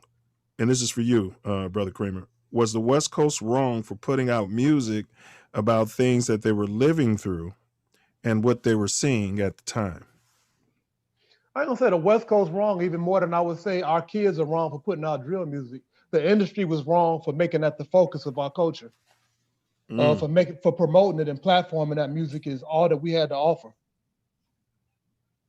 Right. The kids in the West Coast that were putting out that music because again, it's easy to make money off of poor people. And so if poor people understand it, we can make money by putting out music that's calling ourselves N-words and B-words and talking about killing each other. We're going to do what we got to do to make this money. And that's what's selling right now. Oh, and a lot of those cats on the West Coast, to smoke G1016, that was his question. Speaking of suburbs, a lot of them weren't living in Compton and they weren't about that life. There was a few of them who were, and those were the ones that didn't even get real big. Yes. So, and some of them they had fathers and mothers in the house. And so they weren't living that life. So what is this about? What is this about? It was about them promoting an image to get a bag. And we think about the West Coast, we forget about the Razzcazzes. Because the West Coast ain't just about gangster rap. No. You had cats and they started to platform that music and make it mainstream. Whereas back in the day, we had to go underground to get that stuff. Yes. You couldn't get NWA, just play it all across the radio. You still couldn't get it. But all of a sudden, the industry started to push that stuff as all that we had to offer. Did y'all ever hear Razzcazz at a party or play it over the radio or even mentioned on the radio? Or Dale the Funky Homo Sapien? Man. The hieroglyphics, did y'all ever hear them being mentioned on the radio? No. That was positive conscious West Coast rap, but you never heard about them, right? So it's not about what I get. Not about what I see. Videos a little. You see, the videos were shown a little bit. That's how I knew about them to even look them up, like on some video shows. But radio, no love, none. Well, let's jump into chapter 9, my favorite chapter, for two reasons. Love this chapter. Right, but it's the science of sound waves, and I want to read a quick excerpt. The making of music. This is the top of the chapter. The making of music that serves to bring about certain desired behaviors goes beyond the simple manipulation of the words. The actual sound waves music creates are subject to purposeful manipulation. And I think you were talking about this earlier with the beats and certain a certain melody. Our dispositions can be adjusted through subtle changes in these sound waves. The sound waves influence us through the water our bodies are largely composed of. Our bodies are composed of approximately 60 to 65% water. And I'll stop there so everybody else can just buy the book and read it. Can you just kind of go through that with us? You know, what you were talking about there? You just broke down the science pretty much. I mean, if you think about the moon, how we're born under all of these signs, whatever it is, the gravitational pull of the moon, it literally affects how you feel. You know, just like the water's drawn back or whatever, that's a powerful, it's a powerful force. The moon, you know, that the moon going around the earth like that. But I'm not going to get too much into the science. I want to read about it. But if you think about the basics, we put on love music to make love, to put ourselves in a mood to make love. Nobody puts on, I'm getting ready to go kill 100 Negroes when they get ready to have sex with their wife. And so it's not that hard to understand. So when our shorties are driving around off of these multiple drugs and alcohol, what are they playing? That's getting them hyped up to kill other Black people. And what is that megahertz? You know what I mean? Like all of this stuff is scientific. And it's not new. I mean, if you literally look it up, you can Google all this information. How so science if this music was telling these kids to shoot white people, do you think they'd be in the suburbs shooting white people? If the music was telling them to do it? Yeah, if all our people were rapping about shooting white people and killed a white man, you think it'd be more? Dude, I'm gonna let me give you the truth. Down at U of I, every weekend, we just talk me, Cortez, and Dave. We be hyped up listening to Public Enemy, listening to Brand Nubian. Like those CDs was playing in college, dude. They was playing in college. Shut them down.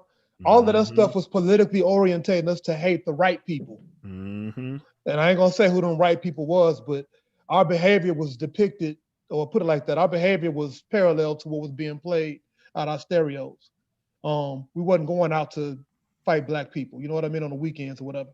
And so we didn't have a focus, we didn't have an ideology back then, but our energy was directed in the right way. We weren't reading the books that we need to be reading, but we didn't go out every weekend looking to beat up on Black people or to kill Black people. We knew who the enemy was. Like we knew who our enemy was clearly. And you still do. Yeah, oh, definitely. And that's another whole conversation, but yeah, I think if the music was telling us to go beat up white people or kill white people, that's exactly what would be happening. If you think about a young buck back in the day, he was getting ready to put out an album, and on one of the songs, it talked about the police, basically another F the police song, talking about the police killing us and that sort of thing. And Lawyer Cohen took the, I think it was Lawyer Cohen, it wasn't Jimmy Iovine. Lawyer Cohen made him take that song off the album, and he told him because it would basically create an atmosphere that made it dangerous for police. But at the very same time, it's okay to put out another 10 songs that make the atmosphere dangerous for other Black men. Yeah, they were doing the same thing with F the Police, right? That song. That was, I spent that so many times, boy, freshman year. Man, I remember y'all go to the Orange, I had a speaker in the window. F the police! The police would come to the dorm. And don't y'all hear my music? Why is y'all over here? The song clearly tells you I don't want to talk to you. Big ups to 12. All right, so look, chapter 10. Go ahead, so my fault. Go ahead. Chapter 9. The bass frequency was changed from 432 to 440. The hertz. Yeah, the bass of the music, and there's information in here about that buy the book. Man, thank you, buy brother. the book. And then you're going to buy the book for chapter 10, relationships between blacks and Jews. Self and I, frozen. The Jewish, Self and I, we kind of talked about this. What's that? I think we lost him. There you go. Are you back? I think we got him. Can you hear me, B? Nah, I hear y'all. Y'all was, Yeah, y'all hear y'all now. Y'all was frozen for a second. Oh, okay. Okay. Y'all used to got to talking about the wrong thing, brother. Correct.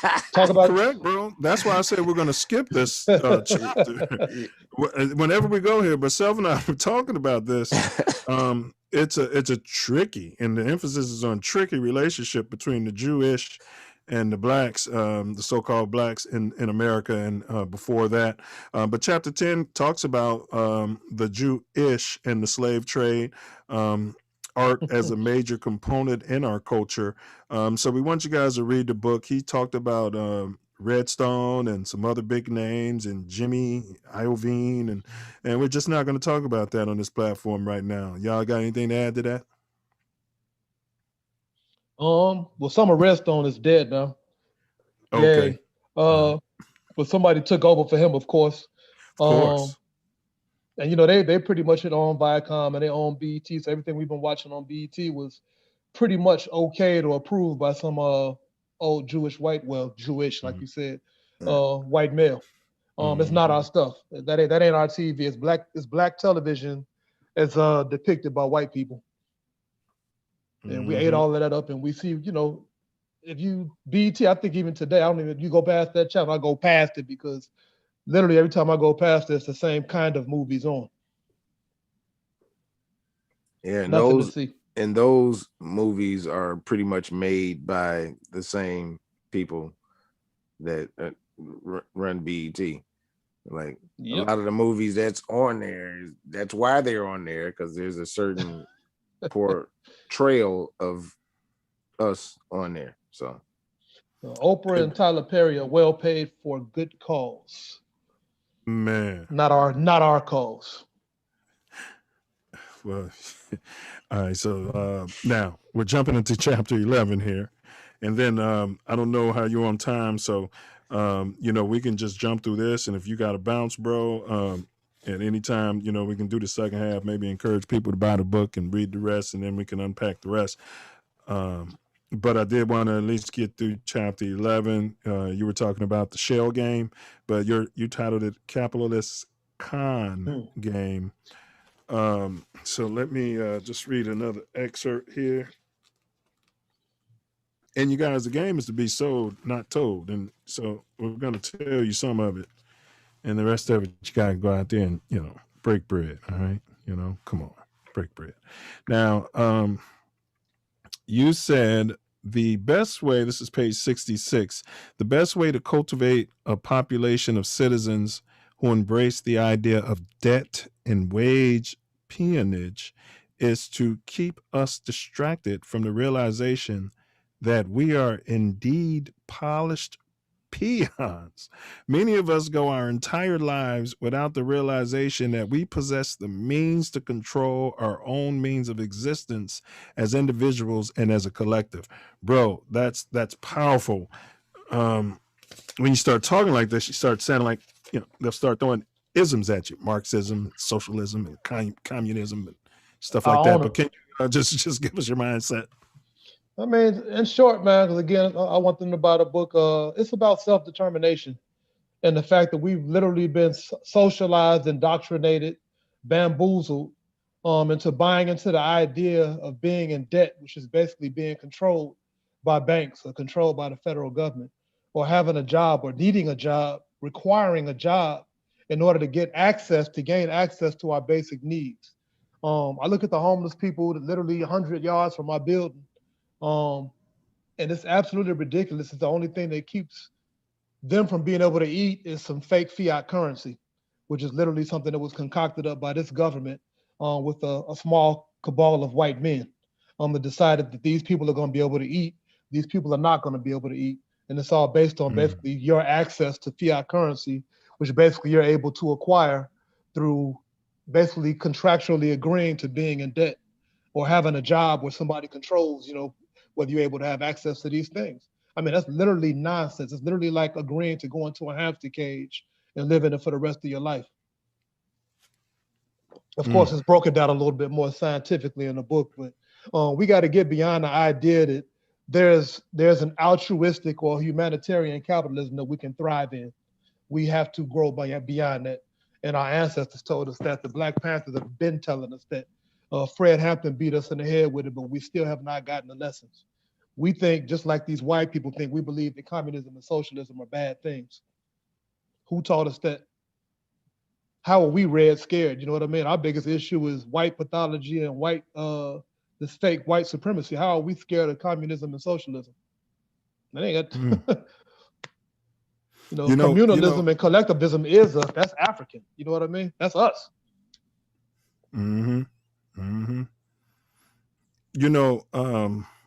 I see why you got on the American flag, because, for the record, I'm a freedom of expression type of guy. Wipe your ass with it, stump on it, stamp on it. I got your text. Burn it. Yeah, no, I'm saying I'm one of those guys, right? But what I find, I've been telling Self, it's almost like a social project. When I'm walking, I live in the community, and when I'm in the community, if I have that on, I be forgetting I got it on, B. And I'll walk up on people and they be looking at me like I'm an agent or, seriously, bro. And they be treating me like I'm wearing what's the other flag? The Confederate. Yes, Confederate. You might as well be wearing a Confederate flag. Now, a lot of people won't say nothing because, I don't look like somebody to mess with. Then I got my dreads, or they might think they're going to assume I'm military or ex-military or whatever, but they won't ask. They won't. That's what I'm saying. You're the first person to even mention it.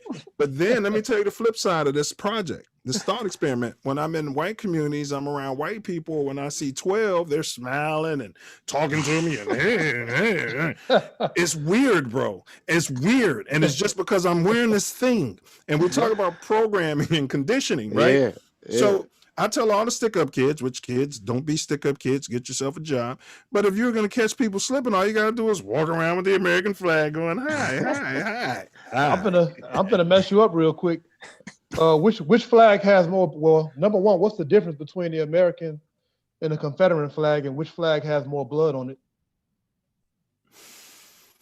Well, I've been telling my wife for years that the American flag is every bit of symbol of racism as the Confederate flag. Yeah, so but I couldn't answer that question.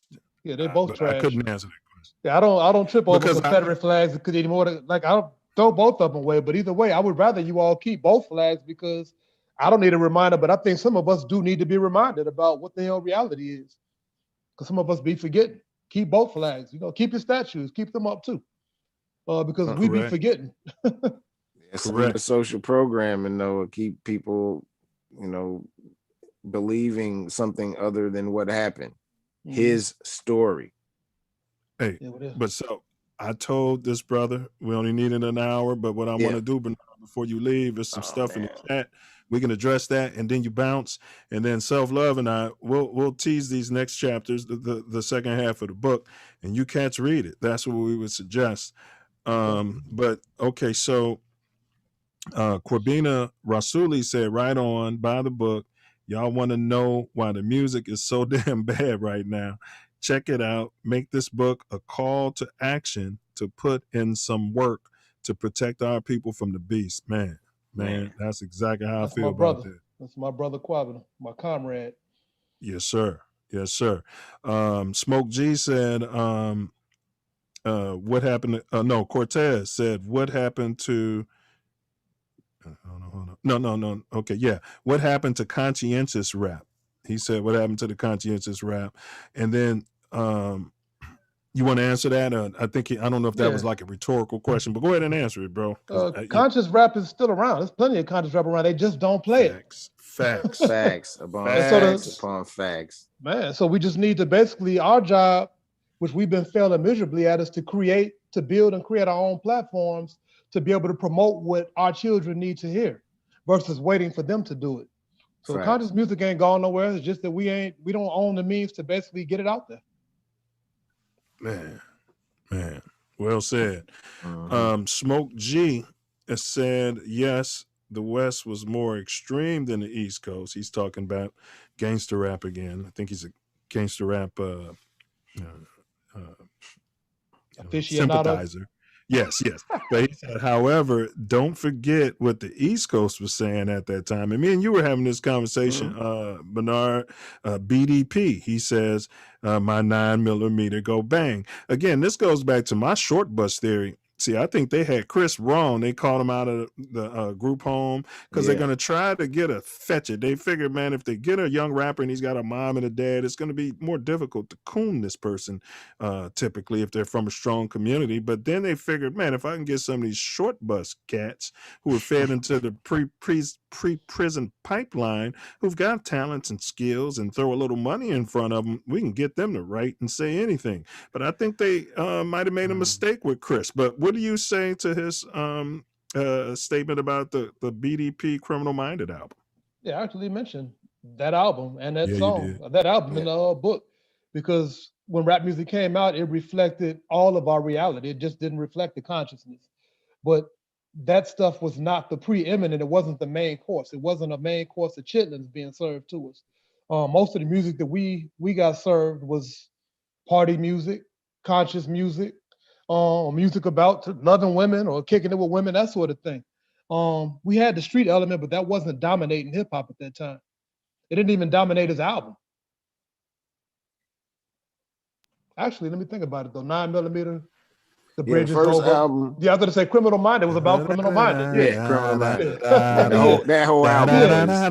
Man, wasn't nothing ringing in that. Wasn't nothing ringing in that, but making you want to go out and do something to somebody. He was 17 years old. You know, but he was right. But it wasn't. 16, it wasn't. 17. It wasn't as reckless as it wasn't just reckless. Right. Yeah. It was reality. It was literally reality. It wasn't just some gratuitous nonsense just for the sake of being correct. Nonsense. It wasn't, bro. It wasn't. Well, I'm the dope dealer. Yeah, shoot him in the face. The only reason I'm so hard because I love that album and I still, big ups NWA. I mean, I ain't gonna front, but it's just that everybody comes on this show, Self, as we be interviewing black men and black women about life and about when do you think start turning? When do you think things turn? And they all say NWA album and crack. Crack, yeah. Well, yeah, I mean, I think it's unfair, though. If you don't keep your eyes on who the enemy is. But go ahead, Bernard. Go ahead. I didn't mean to cut y'all off. No, that's cool. I wasn't saying somebody was financing NWA. Exactly. And there's a reason that he was getting the lion's share of the wealth. There's a reason why he was sitting in the White House. And getting the promotion. Correct. Exactly. Yeah.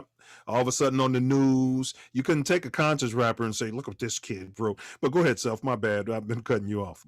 No, I was just in agreement that it's reckless and disingenuous to hold NWA completely at fault because the whole shift, that was the shift. They heard it.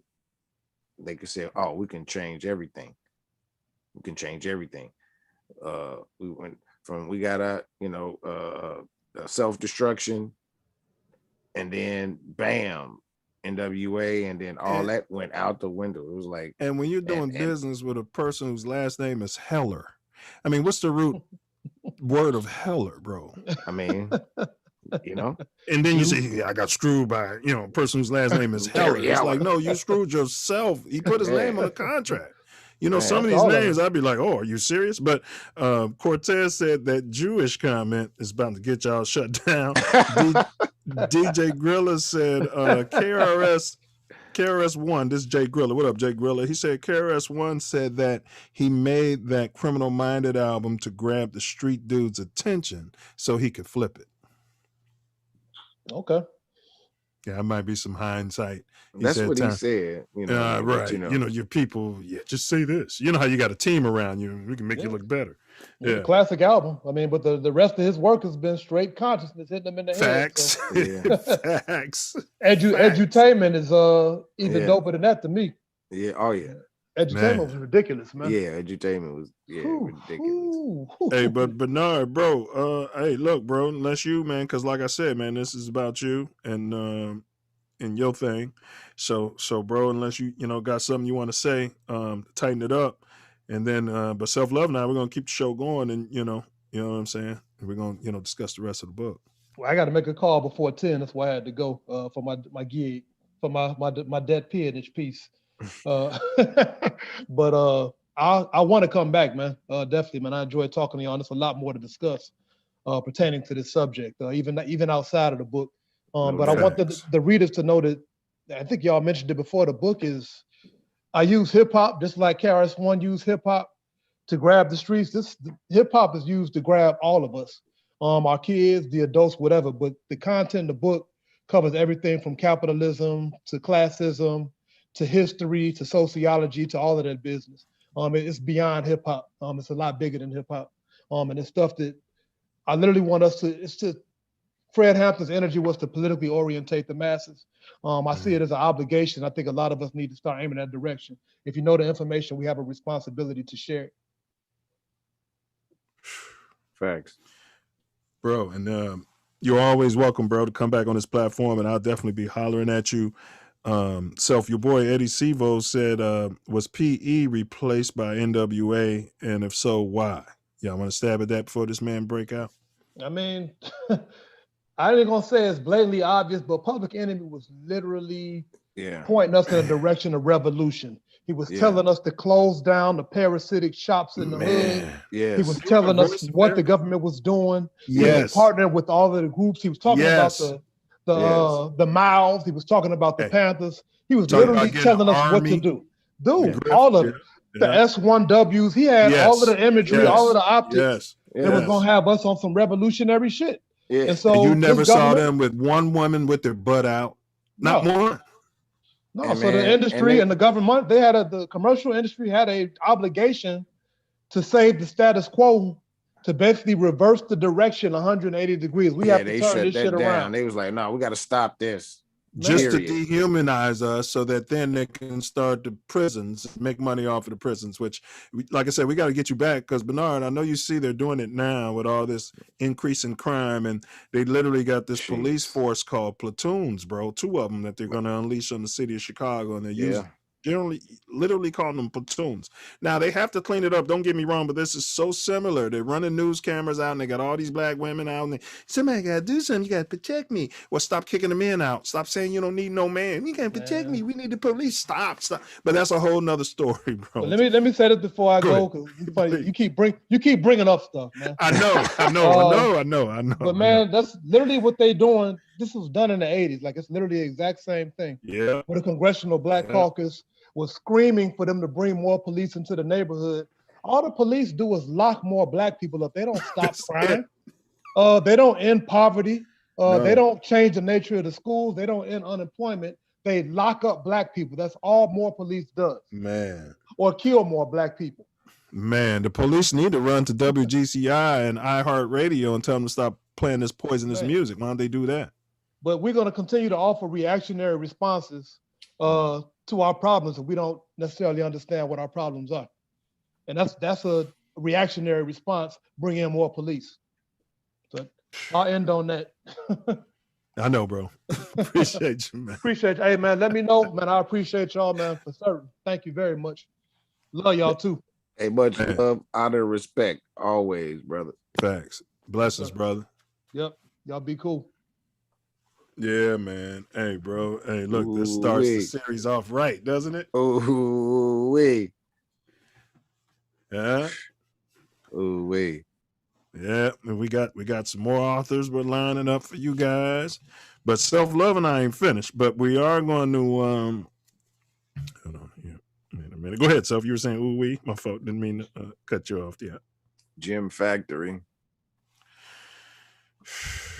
Yeah, B Cream, I'm gonna hit you on the line because I think some of this is gonna be an intro to a song. There's quotes. We'll work it out. And you're right, Self. And then we got to come up with something that's less copyright infringing for our halftime. Oh, okay. This will be the last day that you guys will be hearing Nas's halftime. He hasn't dinged us, but it's just, we just don't want to do that. So. But don't go anywhere. Uh-oh. Yeah, buddy. Stop that shit. Is that where we at? Yeah, we're going into halftime.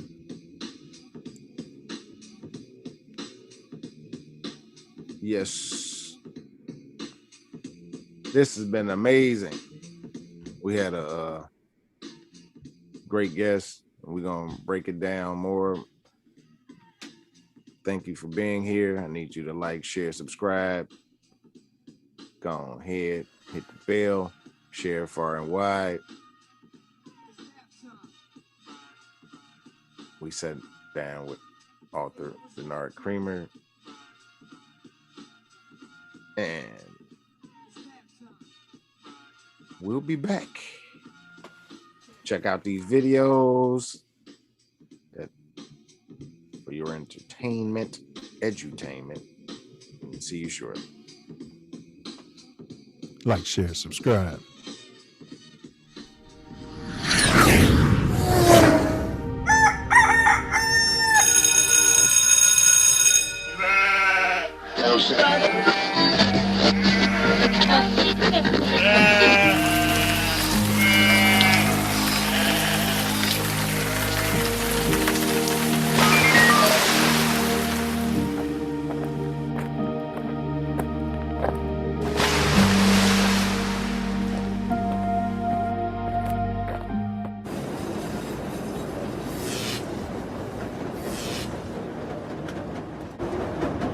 As far as that goes. Also, he has a book, right, Self? What's the name of that? Who Stole the Soul? Let me get the exact. Yeah, you're actually reading it now, right? Yeah, it's very good reading too. I'm enjoying it so far. Chapter 3. Who Stole the Soul? The Weaponization of Hip Hop. A historical and social critical perspective. All right. Well, I haven't started reading it yet. We're just really going to tease it. So Wednesday is not about the book, but actually, we'll kind of slightly go over it. But we intend to have all of these authors that we know and that hopefully bless us with interviews like he's agreed to do. Come back, and we're gonna have a full panel, and Self Love and I will have either each read each book, or Self would have read one and I read the other, and then we can sit down and have intellectual discourse. Absolutely. I'm a writer myself, so I take quotes and stuff like that, but these guys, they've walked through the fire and they've gotten their thing to print, they've gotten it published, so salute and big ups. Yeah, man. So who stole the soul? We got next week. Oh, the man. Weaponization of hip hop. Yes, sir. You've unpacked the book. I just recently finished, as promised, unpacking the book. Now I'm reading. I've got to order the the one.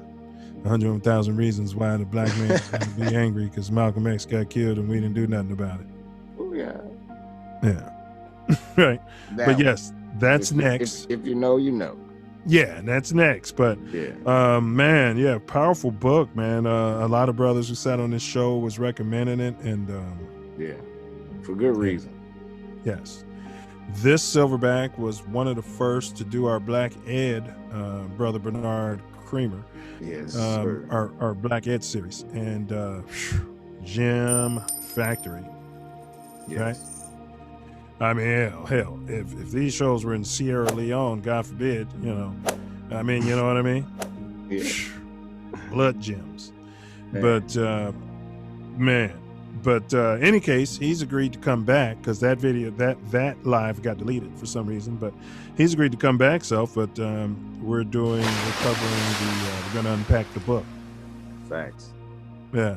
It's going to be a great conversation because the book is outstanding.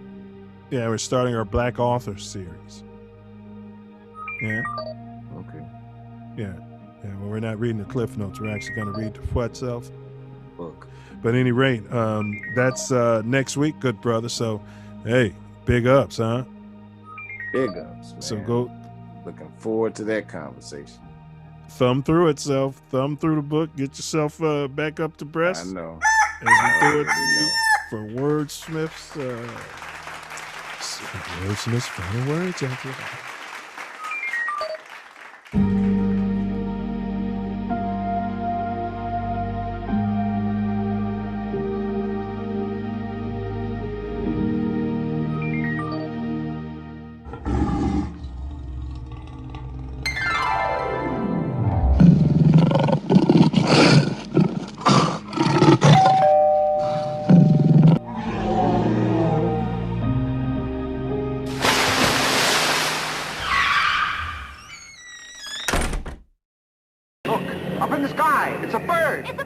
Nah, it's a car. A flying car prototype recently completed a test flight, flying over half an hour from Nitra to Bratislava in the Eastern European country of Slovakia. The air car is the brainchild of designer Stefan Klein. Klein also piloted the craft. Air car features cool-looking retractable wings that can transform it from a plane to a car in 3 minutes.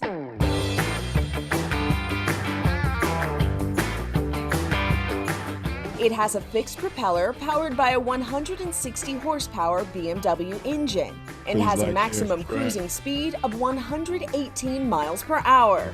This flight isn't Aircar's first air rodeo. It's already logged over 40 hours in the sky, reaching an altitude of 8,200 feet. There are already plans in the works for a more powerful Prototype 2. Klein says his flying car could ease traffic congestion on roads. Roads? Where we're going, we don't need roads. Klein told reporters he hopes to one day bring the air car to the consumer market, though that day may be sometime off in the future. This is Inside Edition Digital. Well, they be shooting air rage. Man, I thank you guys for inviting me on. Thank you. Great format, very solid. You know, it don't have that low budget movie feel. You know what I'm saying? And we get that a lot in the Black community, for real. Yeah. Like people look at us to be fuck ups. They look at us to be low budget. They look at us to be ignorant, stuttering, and use a whole bunch of and all of that. But no, they got the real deal on here. That everybody know who Torian Mills is, baby. They know. Hey, well, bro, They're so ignorant. Hey, but this platform's your platform. This platform's my platform. From Inglewood, California to Chicago, South Shore. Crazy thing about it. This platform is made for you and me. It's made for you. The crazy and establish this Constitution for the United States of America. I was trying to get out the end of the preamble, but go ahead, bro. I'ma give it all and I won't slow. Yeah. I'ma show the world what they don't know. Sure. I'ma be the one. I'ma be the one when I'm done. Woo!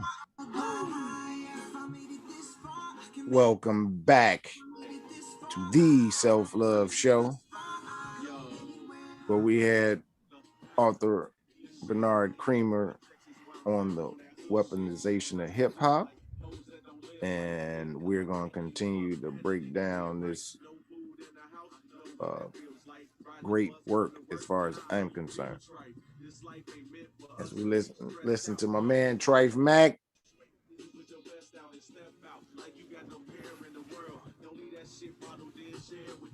This is my joint. Yes, sir. So yeah, we it's gonna be a quick wrap up this second half of the show. There's 10 more chapters, so we're just gonna give you guys a quick overview. Just really tell you what they are, like a sketch, but you know, you're gonna have to buy the book. You need to buy the book. You know, we need to support this brother. You know, this is one of our tenets is rotate the black dollar. And this is a way that you can. And, you know, it benefits us all. Because if we can get more works and, you know, visit Status No website. Facts. And break bread. That's right. That's right.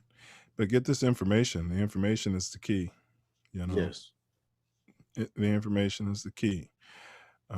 That's going to help our society as well. So the knowledge. So then we did the capitalist con game, self-love, and then chapter 12 is titled The Soul Controllers.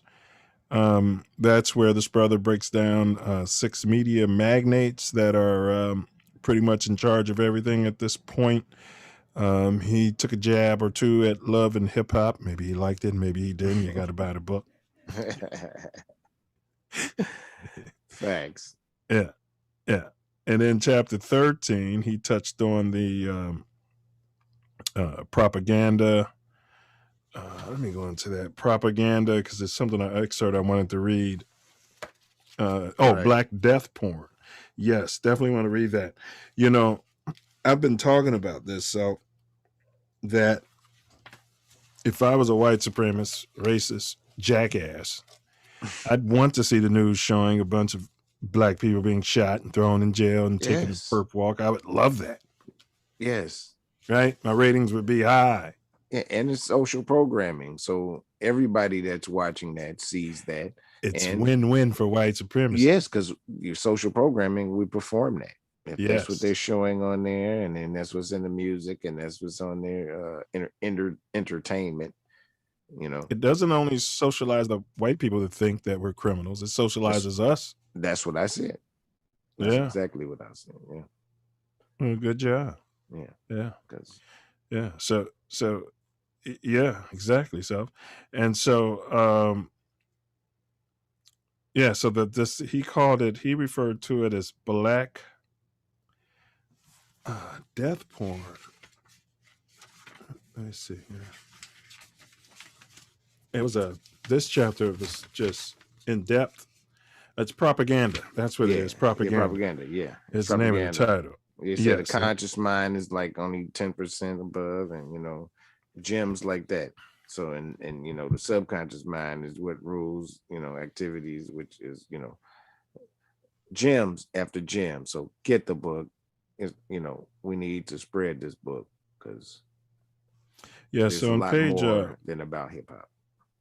Facts. So on page 94, I'm just going to read a little excerpt from that chapter. The best way to continue to wage a genocidal campaign against a group of people with minimal pushback is to do so without most of that group realizing war is occurring. Propaganda is the biggest cannon in that effort. The war against us never ceased. We have been socialized to find a comfortable seat within it. One more again. This is from page 94 in his book. The best way to continue to wage a genocidal campaign against a group of people with minimum pushback is to do so without most of the group realizing war is occurring. Propaganda is the biggest cannon in that effort. The war against us never ceased. We've been socialized to find a comfortable seat within. Powerful. Yeah. Powerful and true. Yes. Powerful and definitely true. Facts. So facts. And then chapter 14, he talks about clandestine acts. Again, he said the 13th Amendment is slavery. He talked about the Black Holocaust of, chattel slavery and things of that nature. Mm-hmm. Chapter 15, he wrote into the new blackface. Yeah. Yeah. Buy the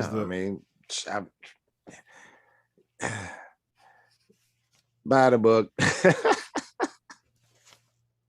Let me see here. Yeah, buy the book.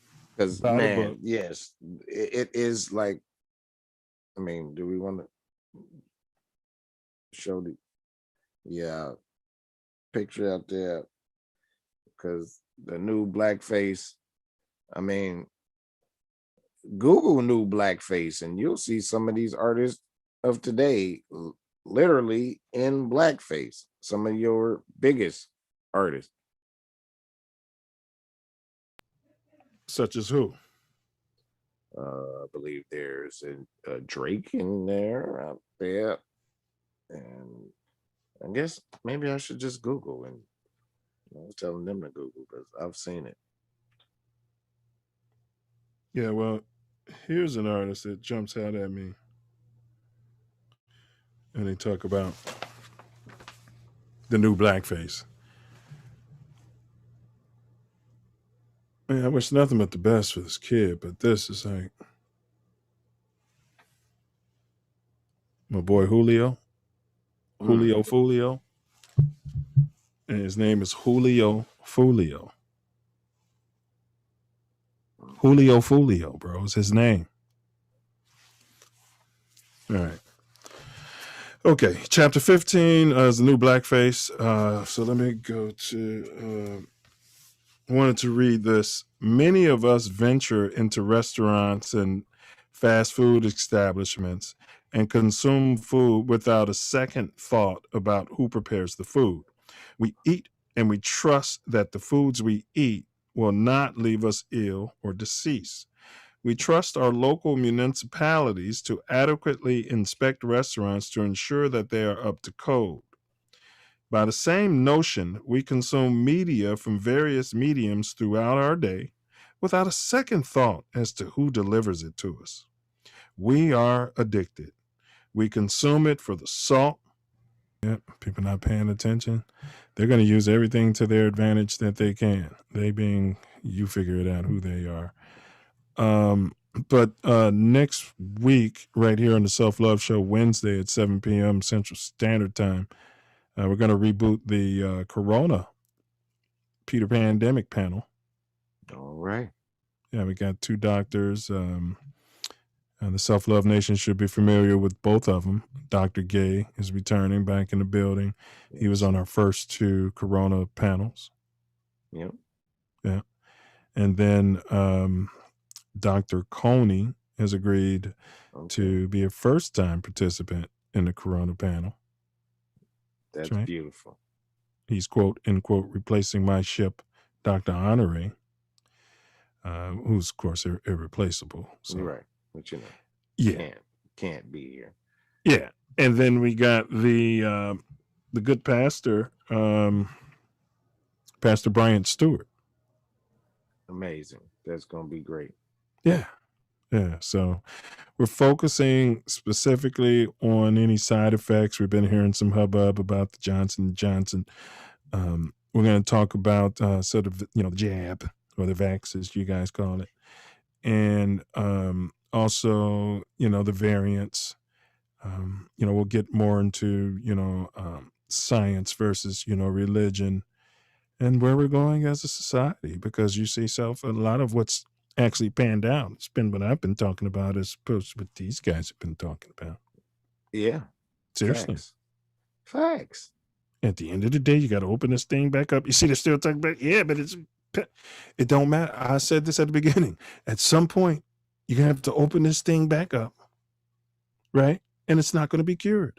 So if that's the case, then what the hell are we doing? Now they're opening back up. And right here in Cali, they're saying that the cases are going back up. But they're still opening everything back up because of the vax. Well, we'll save it. We'll save that stuff.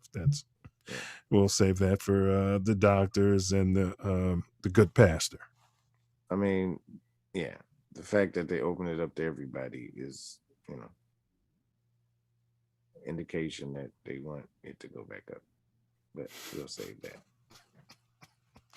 Yeah, and we got a ding on the second one. They let us get away with a whole lot of freedoms on the first Corona panel, but the second they dinged us. So, hey, Be careful there, baby. Walk that line.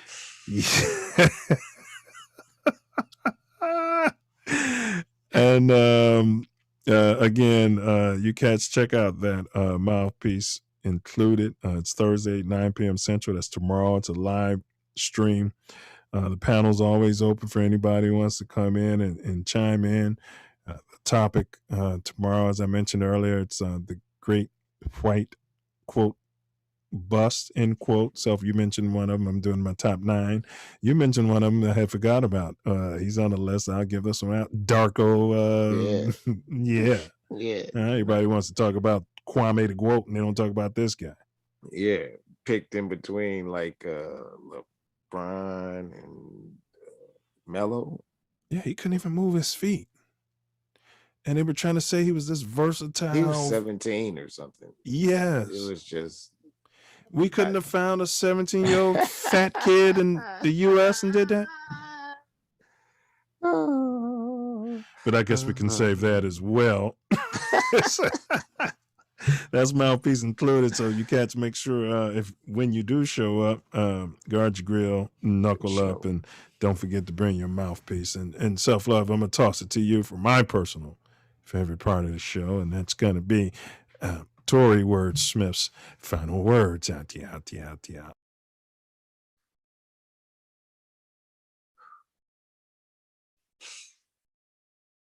Man, before I start off, I just want to thank all y'all and love everyone who believes in the Self Luv Nation and our growth. Much love, honor, respect. But who stole the soul? I think everybody know. I grew up in it, got caught up in it, and rode the wave until I didn't know where it was gonna go. Grew old enough to know and look and discern for myself. Wait a minute, that's not the right way to be.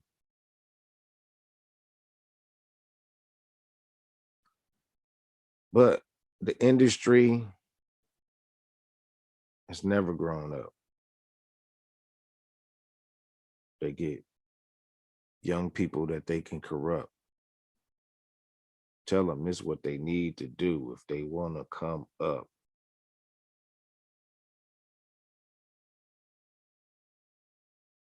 And it's mostly harmful for our community.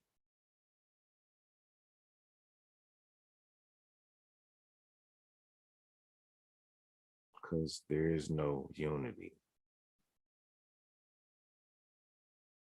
It's divide and conquer.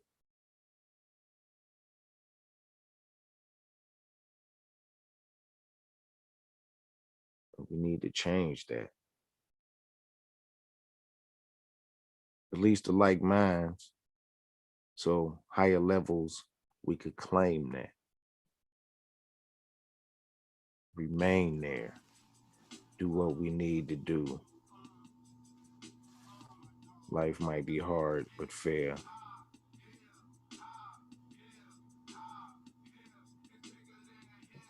Love y'all. One thing about music, when it hit, you feel no pain. White folks that controls your brain. I know better than that. That's well said, brother. Well said, Noopy. King of the universe. King of the multiverse, huh? That's what I am, Self. I'm a citizen of the multiverse, huh? Big ups to Earl B. Yeah. Multi-dimensional. That's right. We're fractals. We take that and then we go bigger, lower, smaller. That's it. Every direction. Baby. Every direction. Hey, and this is Dead Prez out there. Yeah. Talk about conscious. Yeah. Bullets are boomerangs. Stand your ground. Murder is suicide. Eye for an eye. Silence is violence. See something, say something. Greed plus ego over fear is slavery. Charity plus humility times love is freedom. Facts.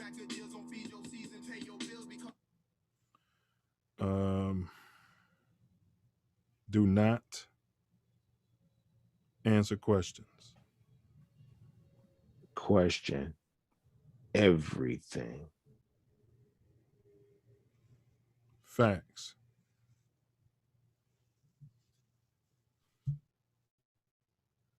Wise man told me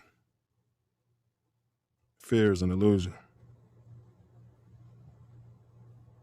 Spirit told me